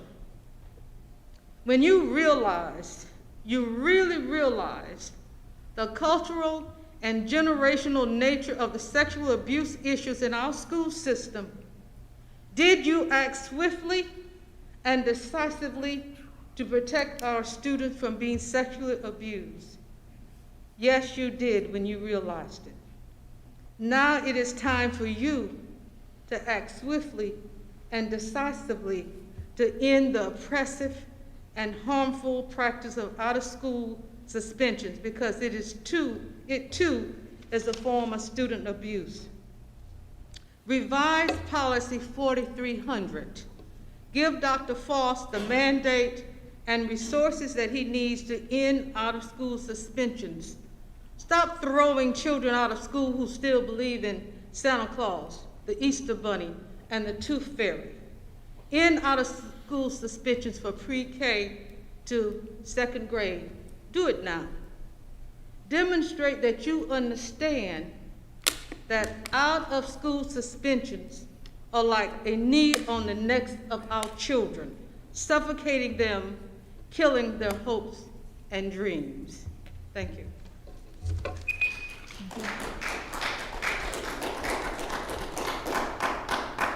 Beverly Setz.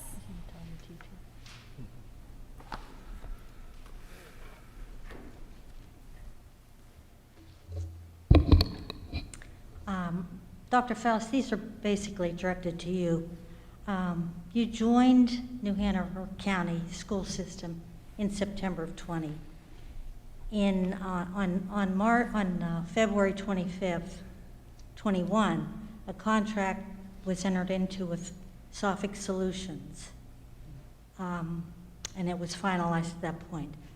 And the board members were not a part of this, evidently were not a part of this consideration because nobody signed it, and the board does not have to refer to it or sign it until it's over $300,000. This contract was, through investigating, was sole source contract, which means there was no RFP put out because it fell below the threshold, the financial threshold.